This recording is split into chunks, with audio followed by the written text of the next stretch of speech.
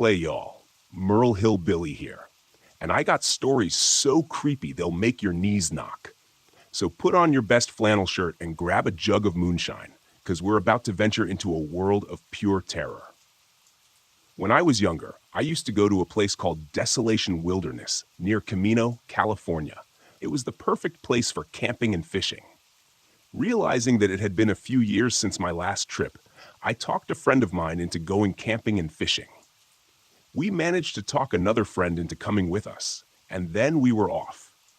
We arrived around 1 p.m. and decided to hike upstream from a place called Wright's Lake. When we found a good spot, we would set up camp. After walking for a couple of hours, a ranger found us hiking and told us that we actually weren't even technically in Desolation Wilderness yet, and that we needed to keep hiking a bit longer. I started tearing down the camp, but I guess the other two guys were not as enthusiastic about the trip as I was. They left for Placerville to find a hotel room.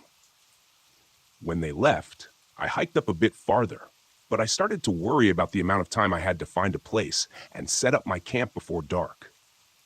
As I hiked, I tried to remember the ranger's instructions, but I ended up getting lost. Finally, I found a granite cliff with a stream that had a beautiful pool of water and was right on the tree line. I thought it was perfect, so I set up camp and started fishing. When the sun had set and the sky was dark, I decided to go to sleep. Cozy in my sleeping bag, I started to drift off. But then, I heard something growl outside my tent. I grabbed the .45 compact handgun from its case and looked down through the screen on the front of the tent. From where I was standing, I could only see a dark figure, about 4.5 feet tall, standing near the trees. Thinking it was a bear, I started yelling, hoping to scare it away. It didn't move, so I fired a shot at a dead tree nearby. That startled it, and it ran back into the forest, but to my surprise, it didn't go very far. I climbed back into my tent, then I heard crashing sounds. It was the sound of rocks falling off the cliff and hitting the pool below. This was unnerving. I climbed out of my tent a few times, but I couldn't see anything, even though the moon was bright and the white granite rocks reflected its light. Crashing rocks hit every few minutes until around 2 a.m. Then it stopped. But I heard something rustling just outside my tent. I yelled at it and tried to scare it off, but instead of leaving, I heard a very deep growling sound in return. At this point, I didn't want to wait until it got too close. So I got out of my tent and looked around. Nothing. I decided to shoot the tree again to see if the creature would react and run back in the forest again, just like the first time. But it stopped again. As I listened to the sounds of its movement, I realized it was running on 2 feet. This was not a bear. I didn't want to go back into my tent. I grabbed my sleeping bag and moved over to the middle of a big slab of white granite nearby. I felt safer. I knew the forest was farther away from me, but I could still hear the noise of rocks crashing. I prayed the sun would come up soon. At about 4:30 in the morning, I was awoken from my light sleep. I looked back at the trees but didn't see anything. Then I looked back over at my tent. There it was, standing at the side of my tent. I panicked, picked up my gun, and shot at the side of the creature, but it didn't flinch. Then, with giant steps, it walked toward me. I shot at it again. I wasn't sure if a .45 would even stop such a beast, but it was my only hope. After the second shot rang out, it ran off into the trees. Shaking like a leaf, I sat down clutching my gun. I waited for hours until the light started to appear in the sky. I broke camp and headed back down to Wright's Lake. That was the last time I saw the creature. That was also the last time I went to Desolation Wilderness, and I will never go back. In northern Canada, I went deep into the wilderness with my father and my eldest brother to hunt for moose. We left in the early morning just before sunrise, trying to cover as much distance as possible before nightfall. We traveled winding rivers and had to repeatedly portage over rapids all day. We decided to set up camp just over halfway to our destination. My father figured that we'd make the rest of the journey tomorrow. When everyone bedded down for the night, I decided to go grab some firewood and relieve myself down by the bank of the river, just out of reach of the light from the campfire. Out from the tree line, about 15 yards away, I could hear rustling in the bushes. I watched the area where I heard the noise and focused on that spot. I felt kind of funny, dizzy, lightheaded. Then I could smell this putrid stink, like old milk or rotten food. Then I saw the trees start to morph and move ever so slightly and begin to take the shape of a head and slight facial features. My eyes began to adjust to the darkness, and along the tree line I could hear a voice coming from there. I recognized the voice. It sounded like one of my relatives who had recently passed. The face took the shape of my relative. "Hello," they said. "I have missed you. Come see me." I smiled and stepped forward a bit, but stopped to analyze the situation. My relative's face stopped smiling and became emotionless. The skin began to turn pale and peel away. Chunks of flesh from their cheeks began to fall away, and I felt shock and fear overwhelm my body. I couldn't make sense of it at all. I started to back away and make my way to camp. I didn't realize at the time that I'd been walking toward the voice and was further away from the firelight. The voice became angry and began shouting at me to come here. I turned to run away, but as I looked back one more time, I saw the most disgusting thing I had ever seen. It was rotting flesh on knotted bone, caved-in eyes, and a hollow chest cavity. This humanoid creature was tall and super thin. I ran as fast as I could, trying to yell for help, but fear made my voice quiet and raspy. I ran along the riverbank and could hear heavy breaths and the stomping feet of this thing right behind me. I made it to the top of the riverbank, but it grabbed hold of my leg as I jumped up. I gripped and tore at the grass, trying to lift myself, and yelled as loud as I could. Finally, my voice came back, and I screamed that someone had my leg. My brother woke up and ran over to where I was. He pulled me up and took me over to the fire. I was terrified, trying to explain what I saw and that it looked like my relative. I was trying to convince them I wasn't seeing things, but my brother nodded his head and said, "I saw it too." That solidified it. He acknowledged that it was real. We stayed up all night after that, rifles loaded and close by. We packed up when the sun came up and went back home. We haven't shared that story with anyone out of fear of being labeled as crazy or liars. I had nightmares and couldn't sleep for months afterward. I would see things, dark figures looking into my window, or hear whispers when I was walking home at night. Eventually, I was seeing this dark figure daily. I went to a medicine man, a shaman, for help, but I learned that the ceremonies only relieved it temporarily. Friends have given me everything from protection pouches to certain crystals. I found out that there's a strong possibility that I encountered a Wendigo. I learned that if you encounter one and survive, it attaches itself to you like a parasite. I learned that it can only do this if it touches you, which it did. Ever since that night, I've been on edge when I enter any forest or wooded area, which sucks because I love being outdoors and hunting and in nature. Now I always feel like I need to keep my back against something when I'm out in the wild. Anyways, make your own conclusions about this. I've paid a price for being an ignorant child to the stories of old. They are real. I can attest to that. Stay safe, everyone. This story happened to a friend of mine, and I share it here with his permission. My friend described what he experienced as follows. In 1986, there was no electricity or road in the village. The villagers had to go to Elazığ, a city in Turkey, to meet their needs. The road to the center was 2 or 3 kilometers from the village. It was necessary to be on this road at 4:30 a.m. to reach Elazığ. There was only one car that went there, and it came back around noon. The road used to go through what was called Kandere, Demon Creek, by the villagers, and they thought strange events happened there and that it wasn't auspicious. Me and 2 of my friends started preparing at 3 a.m. to hit the road. The road we had to cross that included the Demon Creek to reach Elazığ was on our minds. First, we planned to cross the Ridgeway, then the Demon Creek, and enter the highway that leads to Elazığ. Afterward, we hit the road. We lit our cigarettes while being in deep conversation. It was utter darkness. There wasn't even moonlight. We were slowly encouraging ourselves to cross the Demon Creek. Thinking about that moment, we were getting close to it. But first, we had to cross the ridgeway. The path was so narrow that two people could not walk side by side, and it was filled with big bushes. We were moving in a single line. I was the last one in the row. The first guy in the row, named Kamal, suddenly stopped. He mentioned that there was a black dog watching us without moving. On the way, I thought to myself, it's one of our village dogs. My friends were very nervous. We were getting more scared because of the stories we had heard since childhood. Now I was scared too and started reciting Bismillah. I smelled and prayed. The dog suddenly got out of the way and disappeared after moving a few meters into the bushes. After the dog had disappeared, we thought to ourselves, what was the dog doing there? And continued to walk. After walking for 1 to 2 minutes, Camille suddenly stopped again and yelled, "It's the same dog again," before moving a few steps back. The three of us didn't know what to do because of confusion and fear.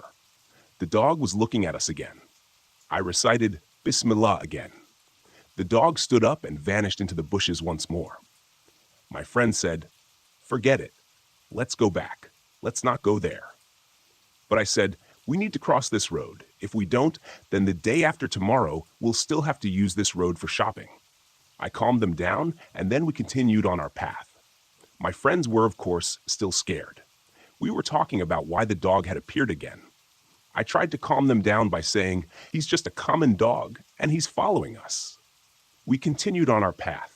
We couldn't believe our eyes when, after 3 to 5 minutes, a cold black goat was standing on the road, blocking the way. We were so scared, we started to pray and recite Bismillah. The goat suddenly disappeared. Its disappearance made me comprehend that these events weren't ordinary at all, and we were now seriously scared. But going back was not an option. I calmed my nerves, moved to the front of the group, and guided my friends. I was both praying and leading the way. There was only one sharp corner left before Demon Creek. We were shocked when we finished crossing the sharp corner. What we saw was indescribable. A long, white as snow, shining silhouette-shaped mass. Whatever it was obvious that it had arms and legs, but its face was ambiguous. Then it started to create sounds, rumbling, screaming, crying. We closed our ears with our hands. We were throwing ourselves on the ground in fear and flailing. At the same time, it was blindingly bright. I started to recite my known prayers. My friends were yelling, cursing, and completely disoriented. I was thinking about how to escape the situation while staying calm. I dragged my friends away from the incident. As we escaped, the screaming turned into laughter.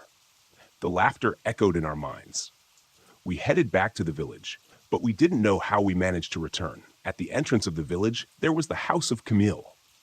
When Camille's parents saw us, they couldn't believe their eyes. "What's the matter with you?" they asked. Our faces were pale. We couldn't speak, trembling and making noises like dummies. They informed our relatives, who also came.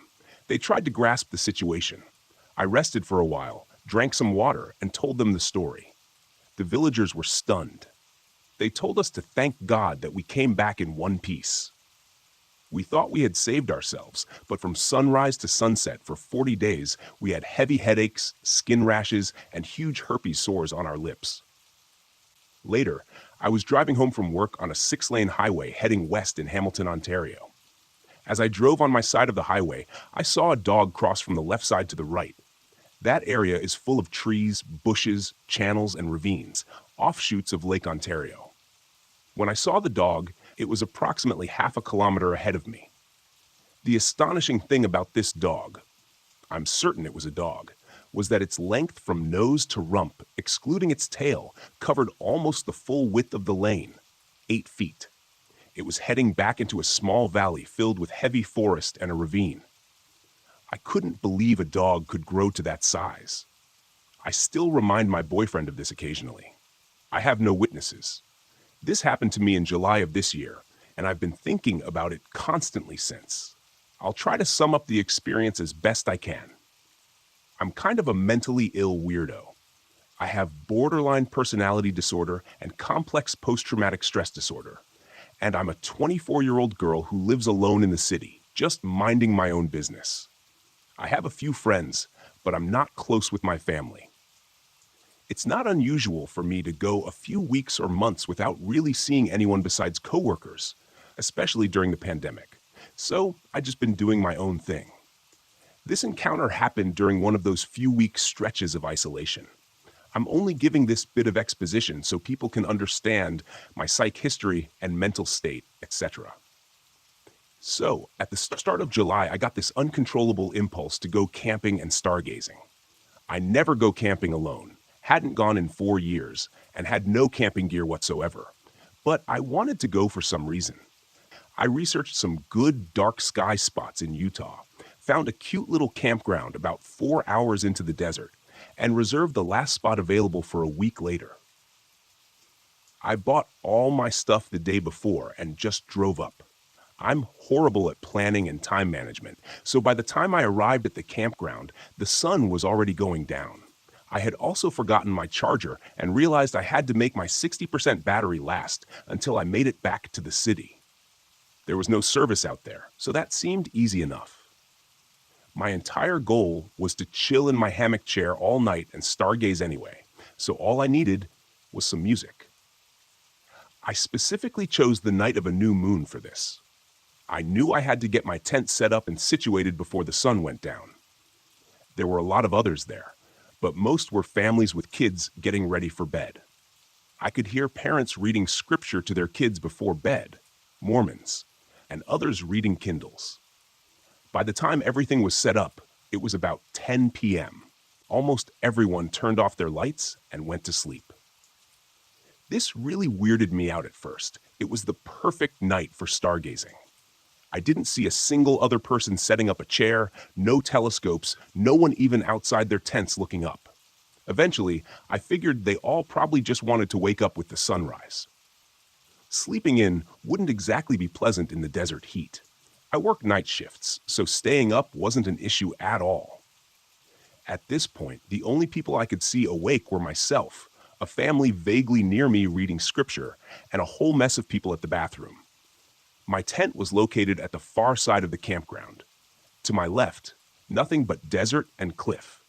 In front of me, the bathroom, about 100 feet away. Behind me, and to the right, the rest of the campground. There was another bathroom on the far side of the campground behind me, probably around 700 to 900 feet away. These two bathrooms were the only sources of light in the campground, aside from a few people using flashlights to go to and from the bathroom. Like I said, I'm a bit of a weirdo, which makes telling this story honestly to others hard. My goal on this trip was to grieve and move on from a lot of loss I experienced the year before. A lot of bad stuff happened, and I lost many loved ones. Sometimes a good mushroom trip can really help find closure when it comes to grief. That was my only goal. I took around 2 grams and was coming up around 11 p.m. Now, hear me out. What kind of close encounter story is believable when the person telling it was on psychedelics? It's a fair question. I agree that skepticism is warranted. That said, I have a gross amount of experience with psychedelics. I've tripped in even weirder and more isolated places than this.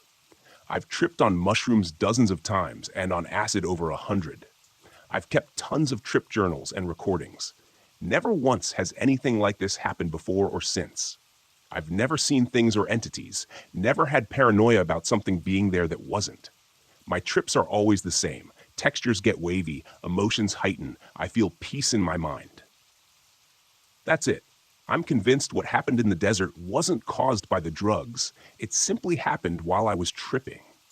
It would have happened even if I hadn't taken anything. That's just my opinion, though. I definitely invite skepticism. So I was coming up ready to stargaze. I needed to pee, though, and all the people hanging around the bathroom were making me nervous. No one else seemed to be awake. No lights on, no tent flaps open. Eventually, I caved and went to the bathroom. No one bothered me. I started walking back to my chair. My spot was close to the bathroom, and I could walk from the front of it in a straight line in the dark and always hit my tent in about 25 seconds. Because it was that easy, I didn't bother turning on my flashlight. Plus, saving my phone battery was still a priority. As I walked through the dark, I saw the outline of my hammock chair and a person standing right next to it, staring at it. I froze and stared. I was super confused. Why was this person in my camp spot, alone in the dark, staring at my chair? Maybe they were curious. I waved at them, but they didn't respond. I moved closer, and I guess the sound of my footsteps alerted them, because they shot their head up toward me, took around 3 steps in my direction, then backed up about 6 steps, flashed a bluish flashlight in my eyes, and fast walked toward another person I hadn't noticed, who had also been standing silently in the dark, about 15 feet away. They both stand next to each other, shining their blue flashlights at their feet, and they both move around me towards the bathroom and disappear into the girls' restroom. Weird, right? I thought so. Standing there all terrified like a dumbass, I rationalized that the first person must have been waiting for their friend to catch up or something. I sit down and finally put on some good music in my headphones and just melt into the beautiful show playing in the sky above. It's now around 11:30 to midnight, and there are still people messing around near the women's restroom. It's actually just really distracting at this point and bugging me a lot because it's right in my line of sight. They just keep waving their flashlights around and coming in and out, but they never seem to go anywhere. They'll walk out of the restroom, turn their lights off, and just walk into the dark without their lights to guide them. They usually either walk behind the bathroom where I can't see them, or off to the left side into the dark where there are no camp spots. I notice someone is standing next to me. I tear my headphones out and shoot my head to my right. There is a silhouette of a person standing about 7 feet from my chair. I am frozen and spooked pretty bad. They take around 2 or 3 steps towards me, then back up again around 6 and walk around me and away into the dark with no flashlight, away from me in the bathroom. Now I'm spooked. I don't think it's anything supernatural right now, but I definitely think it's some people up to no good. The nearest city is hundreds of miles away, and we aren't far from any civilization out here. If these were people trying to hurt me, they could do it rather easily. I stay in the chair for now, but I keep my headphones off so I can hear the environment around me. My head is now on a swivel, but I'm still trying my best to enjoy the night. Now it's midnight, and no one else is awake. No flashlights anywhere, no voices, nothing. All the bathroom people finally vanished, and it was just me awake as far as I could tell. With my headphones off, I started to notice sounds now. The sound of a jet somewhere near would come and go, flying around somewhere in the desert. I kept looking for its craft lights, but could never find them. This deep, almost physics-defying boom would occasionally shake the desert, but in a weird way. When I heard and felt it, I would feel my body tense and shake with it in the air too, but never the ground. It's weird because it sounded as if it was coming from the ground itself, not the air. I would also hear what sounded like laughter coming from the desert to my left, the portion with no camp spots or people. I'm still at this point just chilling. I'm obviously starting to suspect some weird shit, but for the most part, I'm chilling and enjoying the night. Then, orbs in the sky. I practically shit myself when I saw this. Above one of the cliffs far out on the horizon, a little swarm of glowing orbs appeared. They were almost dancing around one another. I remember this moment very, very clearly, and I remember seeing them and thinking, I can't explain that. What the fuck is that? There is nothing I could imagine that could move like that. Not even drones. I won't record this, I promise. It would ruin it, and I want to see it through. I remember thinking that last part very clearly. Out of nowhere, and I thought it was weird how specific it was in my mind. I hadn't even thought to record it in the first place, as I just noticed it. But here, I was making a promise to myself that I wouldn't even try, no matter what would happen. Another cluster of orbs appears in the sky to my right, and almost simultaneously, the orbs to my left instantly shoot across the sky to join the other orbs. I start smiling like an idiot. This is it. The thing I've been staring at the sky looking for my whole life. The thing I stopped believing in for decades because I never saw it and let the world convince me that it was just as boring as it appeared, and never once allowed myself to think it could actually be more than that. And the proof of that was finally staring me in the face. I had to keep checking in with myself, being like, this isn't the shrooms, right? No, it's definitely not. I see that, and I know I'm not hallucinating. I probably went through that little personal questioning close to a dozen times over the course of the next few minutes. The jet sound comes back, and it's much louder now. I can actually see the aircraft lights now too, flying directly overhead, but they aren't blinking like usual. They fly into this dark cloud in the sky I hadn't noticed before, and vanish along with the jet sound. The orbs continue playing around each other until they vanish too. All in all, I'd say this lasted for like an hour. It's now around 1 a.m., and I really gotta pee. Obviously, I hold it as long as I can because I am witnessing the single most special thing I'll ever get to see right in front of my eyes. But eventually, I break and just want to get it over with. So, I'm a trans woman. I wouldn't even bring that up if it didn't have some sort of relevance to the story. To be honest, I look and sound exactly like a girl. It's pretty much impossible for people to tell I'm not cis, and I haven't been clocked in a long time. But I still have a penis. I'm out here in the desert, on shrooms, witnessing some high strangeness. But I still gotta be careful what bathroom I use. Normally I would just use the girls, but those people I encountered earlier were still making me paranoid. So I figured, if worse comes to worst, I'd rather be caught in the men's in case there are some weirdos out here. And there I am, doing my thing at the urinal as fast as possible, zip down and start going. The moment I start, the door to the restroom shoots the fuck open.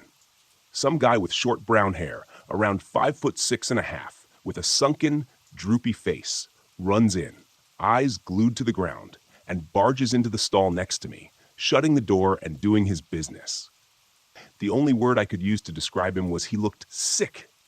This obviously scares the fuck out of me. It's like 1 a.m. I haven't seen another human being in a few hours. I just saw the light show in the sky, and I'm a sass-looking girl peeing standing up at a urinal, alone with this dude. He pees for, no joke, 3 seconds. That's it. All that rush, all that urgency, for 3 seconds of tinkle time. Who does that? He spent the rest of his time in there slowly pulling out toilet paper from the roller for some reason. I'm a dumb bitch and just held my bladder for way too long, so I'm trying my best to just get it all out so I can leave, but it's taking forever.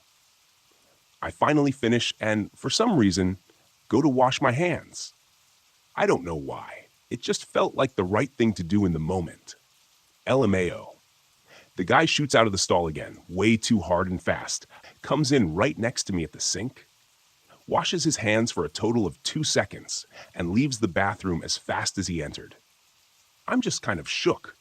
But again, I'm trying to rationalize this.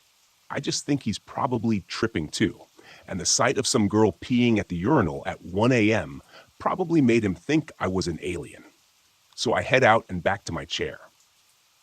The moment I sit down, the lights in the bathroom I was just in shut off all at once. Both the girls' and boys' bathrooms. No one enters or leaves either. Now, just a single tiny yellow bulb can be seen glowing above a park ranger's bulletin board on the side of the building. I sit down and almost can't help but invite more weird stuff to happen around me. The jets are back now, and louder than before. There are orbs now, a huge ring around the campground, pulsating and growing, then dimming slowly, drifting around. I'm terrified, but I also can't move. It's too cool. Honestly, that's really the whole reason I didn't hide in my tent. Who in their right mind would listen to their instincts to run when you could see how far it could go? I hear weirder sounds coming from the desert, what sounds like shouting and a baby crying, far, far away. The orbs reappear in the sky and behind the trees next to my tent. It looks like the moon is shining through, but it's a new moon. It's now 2 a.m. The bathroom lights come back on, but only in the men's restroom. The women's remain off, and I see no one come or go. At this point, the only thing that has come out of my mouth for a while is, I'm a dumb. Why am I doing this? This is terrifying, and I'm dumb for just letting it happen. I'm very aware of my desire to run and give in to the fear, but that's highly outweighed by my curiosity. At least it was. Until a person came from seemingly nowhere with no flashlight and no clear direction. They walked in front of the bathroom, and it was terrifying. Normally, that wouldn't be scary. It's just a person. But this person was easily 10 to 13 feet tall. The bathroom itself is around 13 feet tall, and this person's head was level with the top ventilation window. The crown of their head was taller than the building itself. They walked in front of the restroom and into the dark, and I shot out of my chair. The only thing I said was, "Nope, nope, that's my line. That's terrifying. Nope, nope," or something like that. As fast as I could, I ran into my tent and quickly zipped it up. There was no not running at this point. My sympathetic nervous system took over completely and was very adamant that I needed to hide. It's hard to describe what I felt, but it was the most primal fear I've ever felt.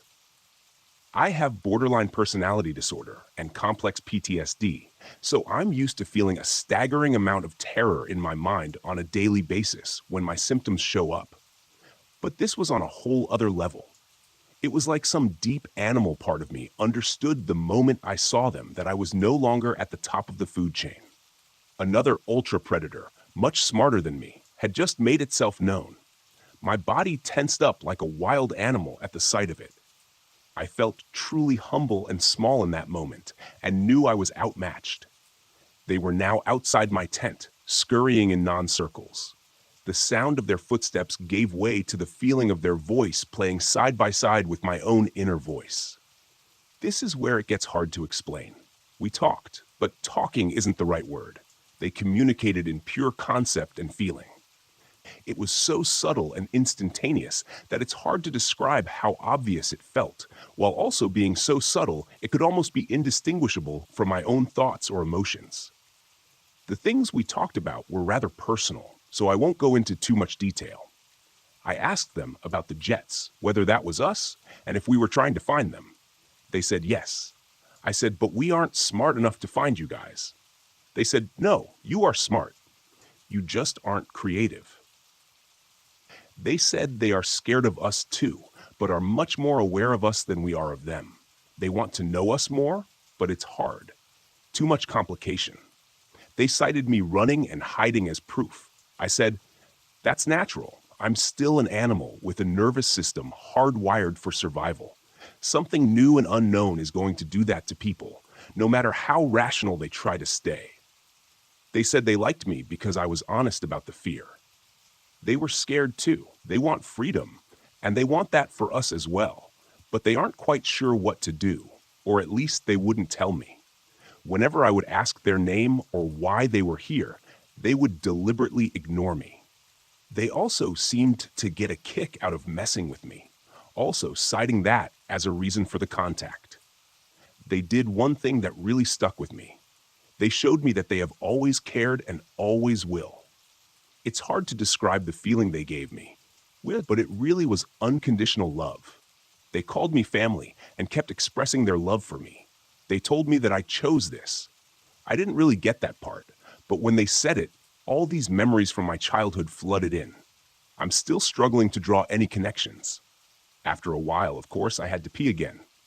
I did, and nothing happened. I went back into my tent, ate some trail mix, and recorded an audio note of what we had just talked about so I could remember as much as possible. Then I noticed the time on my phone said something like 11 a.m. My phone has never messed up like that before, changed the time on me. It was a little validating to see, to be honest. It was very clearly still the middle of the night, not 11 a.m. I left the tent and they messed with me some more. More orbs in the trees, lights going off in the bathrooms, etc. Eventually 5 a.m. hit and they were gone. The sun came up and I headed home. There's a lot of detail I skipped over as this post is already way too long, but there you have it. Like I said, I don't expect anyone to believe me. I invite the skepticism, honestly, I was under the influence of a psychedelic substance, but I have to say, out of the hundreds of trips I've had, I've never experienced something like this before or since. I truly believe that these events happened and that the drugs were not responsible for their inception whatsoever. What to take away from it? I don't know, to be honest. But it was amazing, and I want to meet them again. I am extremely humbled. Now I believe in other beings again and have this sense of family and home in myself I've never quite had before. Has anyone out there met them too? I'd love to hear your story if so, and let you know you aren't alone in your experience. They are out there, and they do exist. Thanks for listening, cowboys and cowgirls. Hope you enjoyed these stories. Tomorrow, we dive deep into the horror of the American countryside. See you then.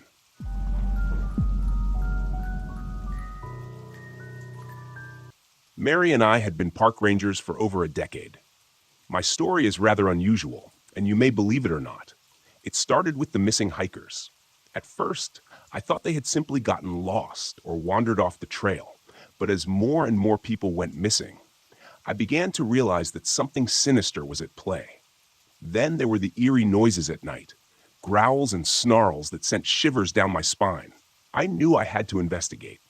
I spent countless hours going through the woods, searching for any signs of the missing hikers or the source of the noises. But no matter how hard I looked, I couldn't find anything. And then one night, it happened. I was walking back to my cabin after a long day of searching when I heard a rustling in the bushes. I reached for my flashlight and shone it in the direction of the noise, but all I could see were two glowing eyes staring back at me. Before I had a chance to react, the creature lunged at me. It was massive, easily 3,000 pounds, and had 5 legs instead of the usual 4. Its fur was matted and its teeth were bared. I knew in that moment that I was in serious danger. I reached for my gun and fired a shot, hitting the creature in the shoulder. It let out a deafening roar and retreated back into the woods. I was shaken but relieved that I had survived the attack. Over the next few days, I searched the woods for any sign of the creature, but there was nothing. No tracks, no fur, nothing to indicate that it had ever been there. It was as if the creature had vanished into thin air. From that point on, I was on high alert. I never ventured into the woods alone and always carried my gun with me.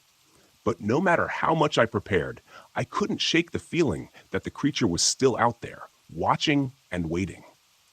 Days passed without any sign of the creature, and I began to let my guard down. I thought that perhaps I had scared it off for good. But then, one day, I received a strange signal from deep in the woods. It was from a hiker who had gone missing. I knew what I had to do. I gathered a team of search and rescue experts, and we set out into the woods to find the missing hiker. As we searched, we had a feeling that this unknown predator was somewhere near. And then, just as we were about to give up hope, we found him.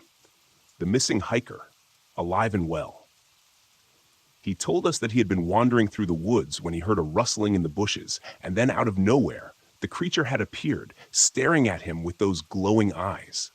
But this time, it just growled and went back into the woods. As we made our way back to civilization, I couldn't help but feel relieved that we had found the hiker alive. But I also knew that the creature was still out there. We'd been up on Hooper's Bald Trailhead with the intent of stargazing. However, it was unusually warm for the end of October 2019. Thick fog rolled in around 9 p.m., and we eventually gave up around 11 p.m. We sat and talked to an older couple who had pulled off to spend the night due to the fog, and we eventually left at maybe 1 a.m. from the Hooper Bald Overlook parking area. We made our way back down slowly until the scenic overlook at Chute Cove. By the time we got there, at maybe 1:30 a.m., the fog and most of the clouds had subsided. There is a small parking lot at this overlook that holds maybe 7 cars and a field the size of a soccer pitch separating you from the tree line, with some picnic tables dotted around. We pulled up, got out of the car, turned it off along with the lights, and set up our tripods, cameras, and lenses to take some photos of the stars and try and catch some of the Milky Way if possible on long exposure. We were about 15 to 20 photos in, each exposure being about 30 seconds or so. In this time, no cars passed, no owls hooted, no foxes screamed, only the faint sounds of some bugs and the occasional bat fluttering about. Later on, it was eventually deathly quiet. No sounds, not bugs chirping, nor bats fluttering around, not even leaves rustling in the wind. It was eerie, to say the least. I got the feeling a little uneasy. I can't pinpoint why, but I was getting that fluttery feeling in my chest. We kept taking pictures for a few minutes longer. But as time went on, we could hear some things going on in the woods, namely, what I could best describe as either stones being tossed or shuffling in the tree line. I ignored this for maybe 5 minutes or so. To me, it sounded like it was at our 10 and 2 o'clock positions, relative to where we were. There was also an occasional wood-on-wood sound, but not like a branch falling. It was repetitive and slow, and only one hit, unlike a branch that would hit a lot on its way down. After what sounded like a branch snapping to our 9 or 10 o'clock, my fiancé just said, "Did you hear that?" I said quietly, "Yes." "Was that the first one you heard?" And they responded back, "No, we need to leave." We had both been scanning the tree line, but were unable to see any direct movement. It spooked us both so badly, we packed up the cameras and walked backwards to the car, never turning our backs to the direction of the sounds. We opened the doors, tossed our gear into the back seat, got in, and locked the doors. Basically, as soon as we reached the car. We sat in it for about 2 or 3 minutes after cranking it up and turning on the lights, but never saw anything. I am a fairly avid hiker and primitive or semi-primitive camper, and have run across deer, bear, and even the occasional wild dog or coyote. But nothing has ever just given me the willies before. It was uncanny and unnerving. My fiancé said it was like they just had the primal urge to run, like we were being hunted or stalked. I had the same feeling, like something was there, or a small group of somethings, and they were closing in. By the time we got in the car, I felt like we were prey. We never saw anything. No animal, no creature, no glint of eyes in the tree line. I would like to think we didn't just get scared over nothing, but who knows? Late at night, where we can't see or hear well, our minds can play tricks on us. I've chatted with them before posting this to make sure I recalled it the same way. We had not spoken of it since that trip, but we both have the same impression of the encounter. We both feel like there were at least 2 things starting to flank us, and that we were prey, in my words, or hunted in theirs. I'm not really sure if there are any local lore or creatures of the woods in this area from native tales that would fit this. I am insanely skeptical on all matters of cryptids, but this was just bizarre. Bears don't really do much in groups. Wild canines like wolves and coyotes don't usually flank humans, and I doubt any normal group animal would cross an open field without any cover. I want to explain encounter with something logical, but I'm not quite sure what it was. I had gotten into an argument with my mom about the Hat Man that was leaning over me while I slept on the couch, something my sister informed me of the following day. A lot of weird stuff happened at that house, but that wasn't the encounter. No, it was after the argument. I was walking out of the house, down the road. We were surrounded by woods, and a small swamp was behind our place. I was walking down the road, which was wooded on both sides. Not many people came down where we were, so I was listening to music on my walk, and I felt like something was watching me. I lived in Alabama, so it was weird. Nobody came into our woods, not ever. I looked over, and there I saw it. He was hunched over and huge. He had pale features and was so skinny I could see his ribcage. The thing that threw me off was his mask-like face. He didn't wear a mask, but his face had mask-like features. The only reason I say his face wasn't wearing a mask was because I could see his mouth perfectly. He had dark eyes. I thought he had eye bags, but maybe I was just trying to reassure myself. I heard a branch crunch under his hand, or at least I like to assure myself it was his hand. He reminded me of a human, but all wrong. Please, someone tell me they've got some explanation, because I can't. Thank you. I was 4 years old. I have experienced paranormal events my entire life. Sightings, dreams, and premonitions. This is one of my first experiences that I have memory of. We lived in a cedar-sided split-floor home on top of a mountain. I had a younger brother, about 10 months old. We shared a bedroom across the hall from my parents' room. We would see this figure constantly. We saw it so much that we started to just ignore it. It stood about 3 or 4 feet tall, had an outline like a teddy bear, and wore a classic Viking helmet with horns. But we never could see its features, just the dark shadow. Our older cousin, 1 or 2 years older, spent the night one night. Everyone was in a circle with our sleeping bags on the floor of our room. The lights were still on. My cousin immediately whispered, "What is that?" and pointed at the creature who was standing in our doorway, watching us. I told him it was just our monster, and he watches us play. He can't do anything to us or hurt us. I stuck my tongue out at it to assure my cousin the thing was harmless. My mom had told us monsters couldn't get us, so I was extra brave around it.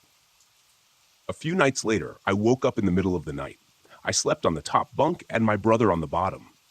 I saw the creature climbing up the bunk bed ladder to my bed. To this day, I have no idea why or how I was brave enough to do this.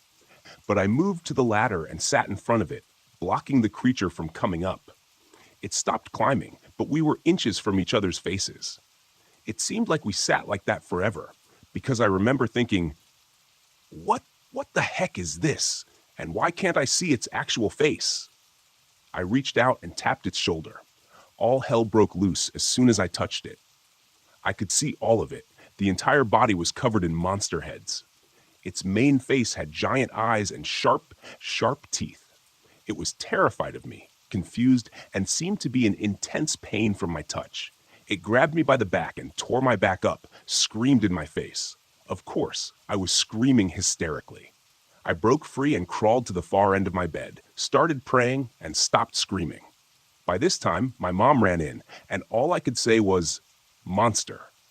The next morning, my mom casually made me come into the kitchen to show her best friend my back. As an adult, my mom told me she was so scared that my back was all scratched up.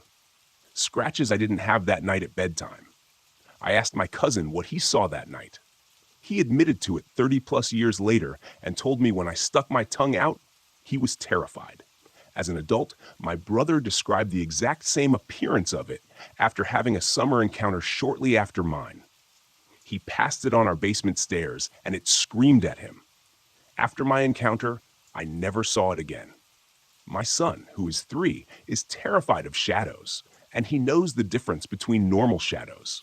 He tells me one walks around in his room. Is it the same thing?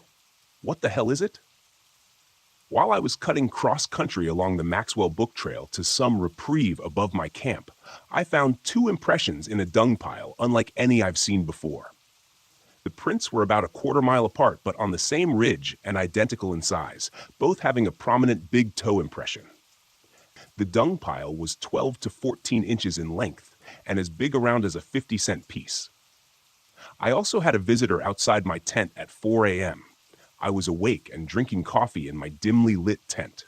I keep the gas lantern down low to cut down noise and listen for buggling elk, so I should have heard any animal approach.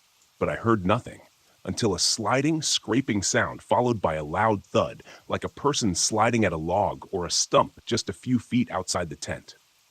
I listened for the critter to leave, but I heard no sound. It concerned me that nothing ran away, so I grabbed an axe, went outside, and yelled, but still no movement. It was big. The thud it made was louder than I could make stomping on the ground. I forgot to mention that right before the sound, I heard a low growl that made me look down at my stomach and wonder why I didn't feel my stomach growling. It was low and long. I thought it was me at first. I bought a cottage on Mattagami Lake in June 2000. Mattagami Lake is located approximately 90 kilometers south of Timmins, Ontario, off Highway 144 towards Sudbury. It's a water access cottage, and all the lots in our area are in the 1.5-acre range. We've spent every summer there since. I also grew up spending all my summers at our family cottage since the age of 5, so I'm no stranger to being surrounded by forest. I'm very familiar with the sounds of nature and wildlife in the area. As kids, we used to wander off into the odd logging roads behind the cottage in the middle of the night. No flashlights, no care in the world. We never came across anything remotely scary, strange, or unexplained. Anyway, back to adulthood. One night about 10 years ago, my wife and I were at the cottage on an early spring weekend. I believe it was either late April or early May. The only other people around that weekend were our neighbors, 2 doors down on one side, and my wife's parents, 3 doors down on the other. I know our neighbors well. They're in their 70s and never wander outside after dark. Nor do my wife's parents. It was about 9:15 p.m. and getting dark fairly fast. My wife and I were sitting by the fire behind the cottage, facing the woods. The forest behind the cottage stretches for many miles. My wife decided to go to bed, and after she went inside, I sat quietly, staring at the fire, when I heard what sounded like 3 whacks in the distance behind the cottage. I couldn't gauge the distance, but I guessed it might have been between half a kilometer to a kilometer straight back, based on the trailing echo. I didn't pay much attention to it at first. Another 10 to 15 minutes went by, then I heard it again. Same 3 whacks, but closer, louder, with less echo. I thought maybe a moose was hitting its antlers against a tree, but that time of year, they don't have antlers. Besides, the 3 consistent whacks seemed too well timed and way too loud. I sat there trying to figure it out. Another 15 minutes later, I heard the same 3 whacks, this time really close, maybe within a few hundred feet. I immediately stood up. It made no sense. The bush is thick back there, and by now it was pitch black. No lights. I stood there with only a pen-sized LED flashlight. I considered getting the axe from the garage, but I didn't want to leave the cottage. I quietly walked along the deck to the front of the cottage, stopped to listen, then went back toward the back. As I stood there listening, the 3 whacks came again, this time probably less than 100 feet away, right at the tree line behind the fire pit. I immediately ran to the front of the cottage, went in, and locked the door. I went to the back bedroom and peeked out at the fire pit. I expected to see someone, or something, but there was nothing. I didn't hear anything else. It took me hours to fall asleep. My heart was racing. A few years later, something else happened, but I wasn't alone this time. At least 10 of us were out there when we heard a blood-curdling scream from a few hundred yards away. Everyone stopped talking and looked at each other. Soon after, the same type of scream came from deep in the forest, as if answering the first one. I scoured the internet and listened to all kinds of animal sounds and screams. Nothing comes close. Was it Bigfoot? We've never seen anything resembling one, but I believe that's what we have around us. I was driving home on an isolated road through a mountainous area in Tilda County, Pennsylvania. It was late, and I was exhausted. I was in and out of a daydream state. You know how it is when you're tired and pushing on. The caffeine wasn't helping, and I was too cheap to get a hotel. Then, as I approached a curve, my headlights lit up something that looked like a person, but almost double or triple in size. I swerved to avoid it and woke up immediately. I wasn't sure if I clipped it, but my car slid into a ditch. I got out to check if I'd hit someone, but there was no one. I was certain I saw something. The car was stuck. I sat in it, thinking I saw movement. Then the driver's side window was suddenly blocked by the drenched, furry body of something large, on 2 legs, but definitely not human. It peered in the window, ugly, evil-looking, long wolf-like snout, yellow fangs, and eyes that glowed unnaturally. It scratched the window with a long claw, grinning, as if it knew I couldn't run. Then another one appeared, and another. I don't know how many. I was frozen in fear. Then, in an instant, they were gone. I didn't understand why, until a pickup truck pulled up behind me. An old man stepped out, asked if I was okay, and pulled me out of the ditch. I told him what I saw. He got a strange look like he'd heard it before, but wouldn't say more. That was in November 2020. I'll never forget it. I can only imagine what may have happened to me if that old man had not come to my rescue. This was back in '66 or '67, not sure. I was between 17 and 18 years old. Me and three friends stayed the night out in the desert of Adelanto, California. One of them lived in a trailer in the middle of nowhere, which was fine because we were partying. Something happened during the kickback, and I got mad, stormed off outside, and walked for a good 5 minutes. All of a sudden, the hairs on the back of my neck stood up. I was confused by this unintentional reaction to God only knows what. I stopped walking. All wildlife stopped with me. No more crickets, no owls, dead silence. I looked straight ahead to my left and saw a figure about 6 feet or more moving between two large cacti. I immediately booked it. I ran as fast as I could, knowing something was chasing me. I ran inside the trailer and slammed the door, screaming bloody murder, frantically trying to tell my friends what had just happened. They all started laughing, thinking I was nuts. But then, out of nowhere, you could hear a scrape running alongside the trailer, like claws on metal. Everyone froze, and we spent the rest of the night guarding all doors and windows. After that night, it was never spoken of again. Has anyone experienced anything like this? My father worked at NASA's Johnson Space Center. As a teenager growing up in the suburbs of Houston, Texas, I was also able to make my way into the great outdoors. I was a Boy Scout, and we would take numerous camping trips throughout Texas, the hill country, and the piney woods. My mother's parents owned a ranch in northeast Texas, and it was a frequent family destination for holidays and sometimes just for a vacation.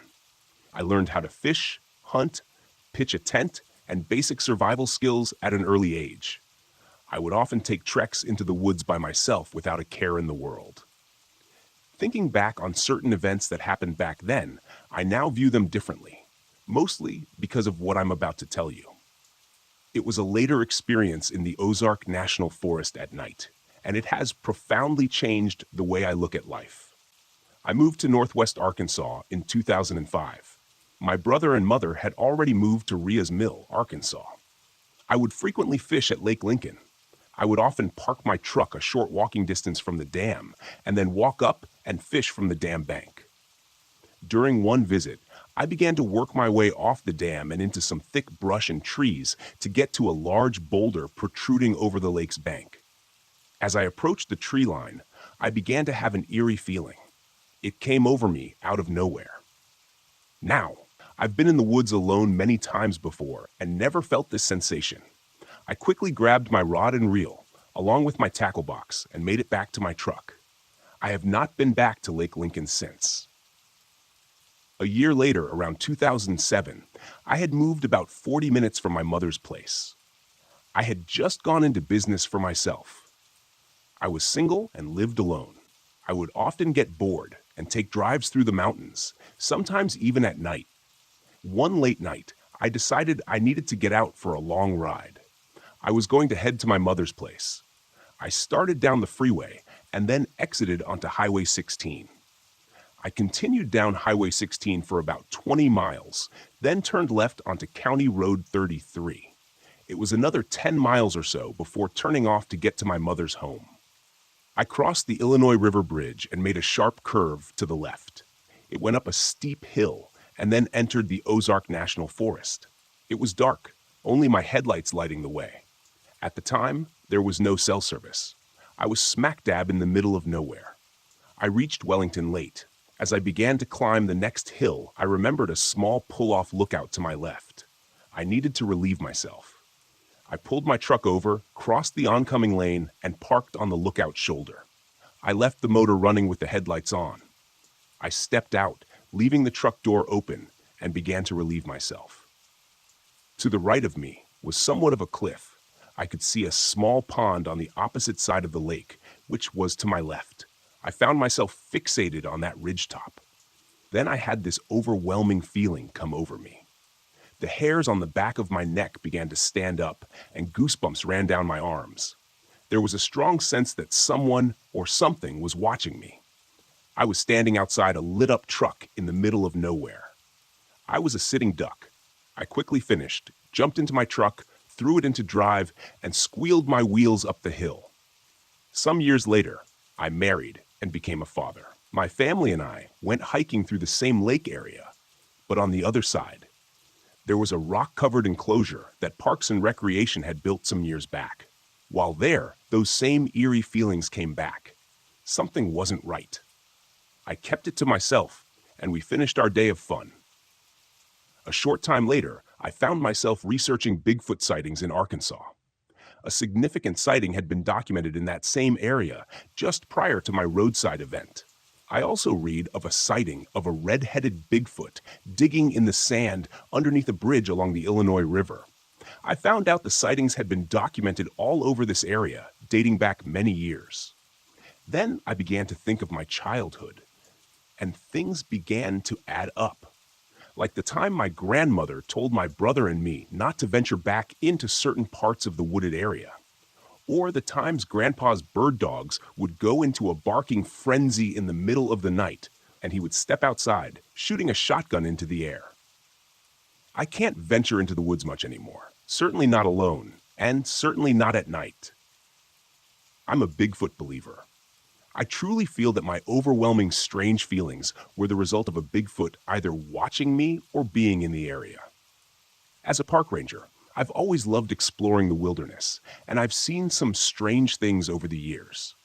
But nothing could have prepared me for what I found deep in the heart of the park. It was a hot summer day, and I was on patrol, making my way through a dense thicket of trees when I stumbled upon a small town. It was unlike anything I had ever seen before. At first, I thought I had stumbled upon some sort of movie set. The buildings were small and rustic, made of weathered wood, and surrounded by gardens filled with herbs and vegetables. The people who lived there were Native Americans, and they all seemed busy with their daily tasks. They stopped and looked at me as if they were surprised to see me. As I approached, I was greeted by a man who introduced himself as the leader of the community. He explained that they had been living there for generations, in harmony with nature and each other. They had no interest in the outside world and preferred to keep to themselves. I was fascinated by their way of life and spent the next few hours talking to the locals and learning about their customs and traditions. But as the sun began to set, they started to warn me about something I had never heard of before: the Wendigo. They told me the Wendigo was a dangerous creature that roamed the deep woods, preying on anyone foolish enough to venture into its territory. They warned me to stay away from the woods at night and always be on the lookout for any signs of the creature. I didn't believe them, of course. I'd seen my fair share of dangerous animals in the park, but I had never heard of anything like the Wendigo. I thanked them for their hospitality and went on my way, convinced they were just trying to scare me. As I made my way back to the ranger station, the sun had already set, and the woods were shrouded in darkness. I heard strange noises coming from the trees, and I could feel a sense of unease creeping up on me. It was as if the forest itself was alive and watching me. And then, out of nowhere, I saw it. The creature was unlike anything I had ever seen. It was tall and emaciated, with long, bony limbs and piercing red eyes. It stood there watching me before disappearing into the woods. I was terrified. I had never felt so alone and vulnerable in my life. I tried to run, but I quickly realized I was hopelessly lost. The woods seemed to stretch in all directions, and I had no idea which way to go. As the night wore on, the creature continued to haunt me, appearing and disappearing, as if toying with me. I was cold, hungry, and scared out of my mind. And then, just as suddenly as it started, it was over. The sun began to rise, and the creature was gone. When I finally made it back to the ranger station, I was a mess. I had never been so scared in my life, and I knew I had come dangerously close to becoming the Wendigo's next victim. I tried to tell my colleagues what had happened, but they didn't believe me. They thought I was just tired and imagining things. But I knew what I'd seen, and I knew I would never forget the terror I experienced in those woods. From that day on, I made sure to listen to the warnings of the locals and always be on the lookout for any signs of danger, because in the deep woods of the park, you never know what might be lurking just beyond the trees. This was my boyfriend's experience, not my own. He grew up in Mesa, Arizona. Really early in the morning, when he was pretty young, He woke up and couldn't fall back asleep. He looked out the window of his bedroom, and there was a man-wolf crouched down on the driveway, facing the window. He described it like a man with a wolf skin or head on top of him. He went back to bed, still couldn't sleep, so he looked again, and the creature was standing right there, with glowing eyes, peering into the window. He freaked out, crawled back into bed, and just tried to fall asleep. Could have been a dream. Thanks for listening, cowboys and cowgirls. Hope you enjoyed these stories. Tomorrow, we dive deep into the horror of the American countryside. See you then. Can you tell me what time you are listening to this video? How do you feel about my video? If you like, please like and subscribe, and comment to let me know. That is a great motivation for me. Thank you, guys.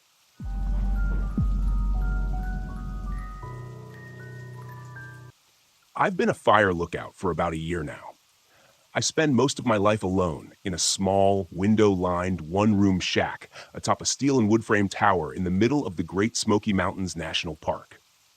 My only companions are my collection of cheap novels, a laptop computer with infrequent and unreliable internet service, and the two-way radio I use to communicate with the few nearby towers and ranger stations. Nearby is a bit of a misnomer, though. Using my high-powered binoculars, I can just barely make out Tower 12 on a clear day, situated several miles to my west. Tower 15, the next nearest to my location, only appears as a glint of sunlight to my east when the sun catches it just right. I've been told the Parks Department intends to put up some additional towers in this area as soon as it gets the necessary funding, which is probably no time soon. That's fine with me, though. I like the solitude. It helps quiet my mind, keeps the memories at bay. Mostly, I occupy my days either with simple maintenance in and around the tower or scanning the dense trees all around me for any signs of trouble. It's been a dry year, so the threat of fire is a constant one. This particular afternoon, I was clearing some brush from around the base of the tower that had begun to encroach on the fire road leading back to the nearby ranger station 20 miles away. Even with the heavy suspension of the government-issued Jeep, the road was a harsh ride at the best of times. I had just finished dragging some brush cuttings off into the tree line when the radio clipped to my belt squawked. Tower 9. This is Tower 12. Do you copy? It was Billy Johnson, my supervisor.